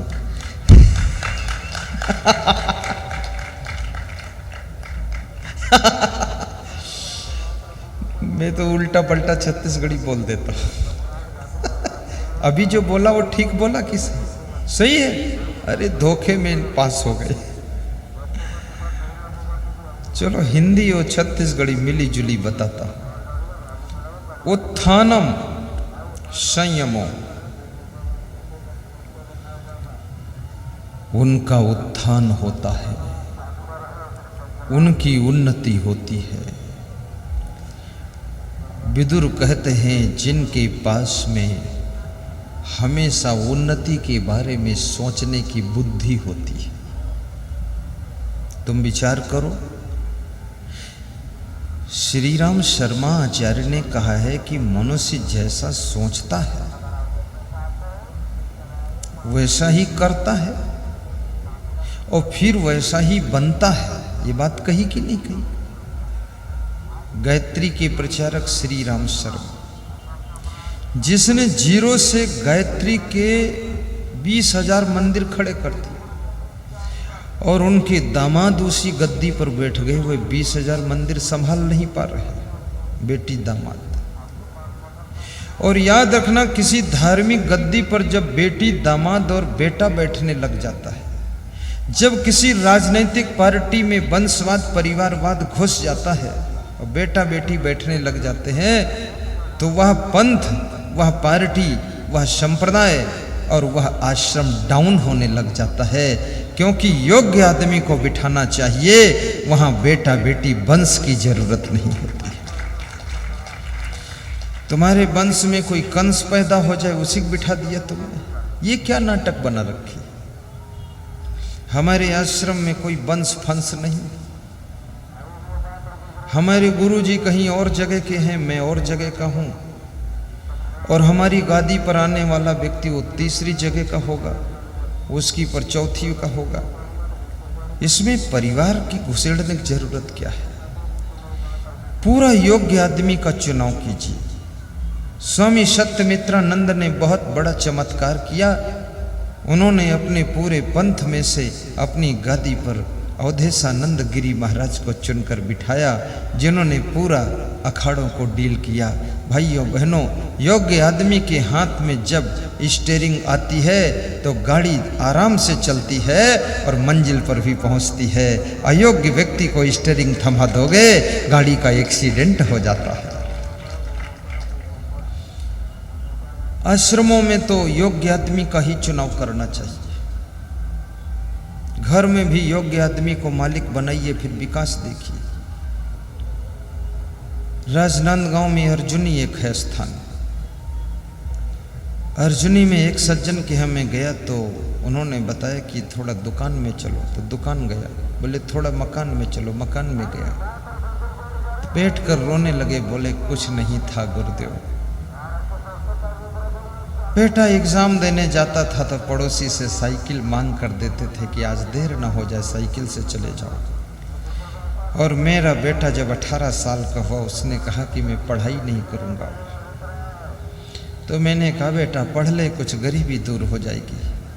तो बेटे ने कहा नहीं पढ़ूंगा, इच्छा ही नहीं होती पढ़ने की। तो वो बेटा गुरुदेव घर में काम करने लगा। सबसे पहले उसने ड्राइवरी सीखा और किसी की गाड़ी में ड्राइवर बना। उसके बाद लोन से गाड़ी निकाला, फिर एक ट्रक निकाला और फिर मुझ मम्मी पापा को उसने बर्तन की दुकान खुलवा दी। फिर पूरा मकान गिरवा करके नया बना दिया। आज उम्र उसकी 24 साल है। 6 साल में पूरा खेल पूरा कर दिया उसने, गजब कर दिया। मैंने कहा हुआ कैसे? तो उन्होंने कहा चाबी उसी को सौंप दिया। 18 साल की उम्र में चाबी सौंप दी गई। जगत गुरु शंकराचार्य 8 वर्ष की उम्र में इतने बड़े संत हो गए। याद रखना, उम्र से कोई बुद्धिमान नहीं होता है, उम्र से कोई महान नहीं होता है। आदमी जो महान होता है तो होता है, नहीं होता तो नहीं होता है। इसलिए यदि जो महान होता है, बुद्धिमान होता है, तो उसके हाथ में घर की स्टीयरिंग सौंपिए, फिर विकास देखिए आपके घर की गाड़ी कितनी स्पीड पकड़ेगी। उत्थानम,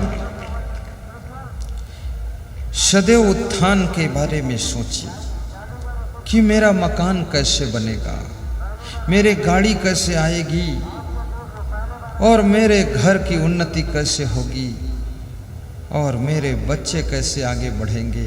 इस बारे में सोचिए। तुम सोचते हो तो क्या सोचते हो? तुम्हारी सोच बहुत छोटी है। बस यही सोचते हो, इतना भर सोचते हो कि आज मैं क्या खाऊंगा, आज मैं साड़ी कौन सी पहनूंगी, लाल रंग वाली कि पीले रंग वाली, आज मैं पैंट कौन पहनूंगा, ये जीन की पैंट पहनूंगा कि पाजामा पहनूंगा। तुम कपड़ों में ही अटक कर रह गए, तुम किचन में ही अटक कर रह गए, तुम केवल सोने जागने में अटक कर रह गए। तुम आगे सोच ही नहीं पा रहे हो। जो उन्नतशील व्यक्ति होता है वो कपड़ों के बारे में कभी नहीं सोचता है। याद रखना, किचन के बारे में भी ज़्यादा दिमाग नहीं लगाता है। जो बन गया खा लेता है, मुस्कुरा देता है। जो कपड़े मिल गए पहन लेता है। उसका दिमाग हमेशा 1000 किलोमीटर दूर रहता है कि वहां पर निशाना मारना है, मेरी उन्नति कैसे होगी, और उसके लिए प्लानिंग तैयार करता है। कितने लोग अपने घर के राग द्वेष में उलझे रहते हैं कि देवरानी को नीचा कैसे दिखा दूं, देवर को लेवर कैसे बना दूं, और जेठ को आषाढ़ में कैसे बदल दूं, और जेठानी के बाल कैसे काट दूं, और भाई से बेईमानी कैसे कर लूं। इन चीजों में उलझे हुए लोग, राग द्वेष में फंसे हुए लोग, आपस में ईर्ष्या करने वाले लोग कभी उत्थान नहीं कर पाते हैं। आपस में ईर्ष्या को खत्म कीजिए, प्रेम की गंगा बहा दीजिए और उन्नति का द्वार खोल दीजिए और विकास के मार्ग पर चल दीजिए, आपकी उन्नति जरूर होगी।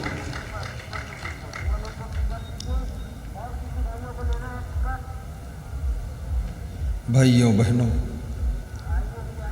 बड़ी विचारणी बात है। दूसरी बात, अमीर बनने का फार्मूला सिखा रहे हैं विदुर जी कि संयमो, आपके अंदर संयम भी होना चाहिए। संयम बहुत बड़ी बात है, संयम रखना। संयम किसे कहते हैं? संयम क्या चीज है? संयम का इंग्लिश में अर्थ होता कंट्रोल में रहना। ये बड़ा कठिन है कंट्रोल में रहना। ना तो मन कंट्रोल है, न दिल कंट्रोल है, न इंद्रियां कंट्रोल है, न खुद कंट्रोल है, न घर के लोग कंट्रोल हैं, सब बे कंट्रोल है। आदमी बड़ा बे कंट्रोल चल रहा है। और जो अपने मन को कंट्रोल नहीं कर पाएगा वो घर को कंट्रोल क्या करेगा?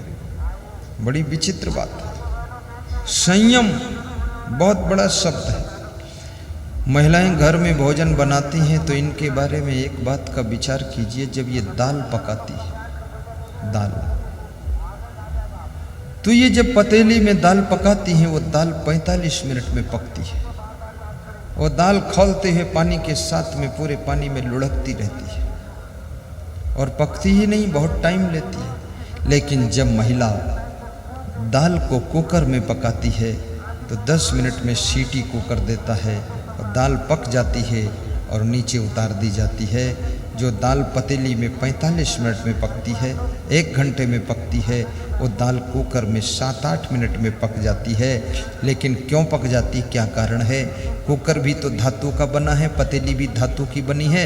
वो इसका कारण सिर्फ इतना ही कारण है, कुकर में स्टीम कंट्रोल में है और पतीली में स्टीम बे कंट्रोल में है। अगर तुम बे कंट्रोल रहोगे तो तुम्हारी उन्नति की दाल पकने में घंटों लग जाएंगे। अगर कंट्रोल में रहोगे कुकर जैसे तो 10 मिनट में दाल पक जाएगी, अर्थात थोड़े समय में विकास कर जाओगे। ये तालियां मरी मरी क्यों बजा रहे हो? मामला क्या है? थोड़ा जोर से बजाओ।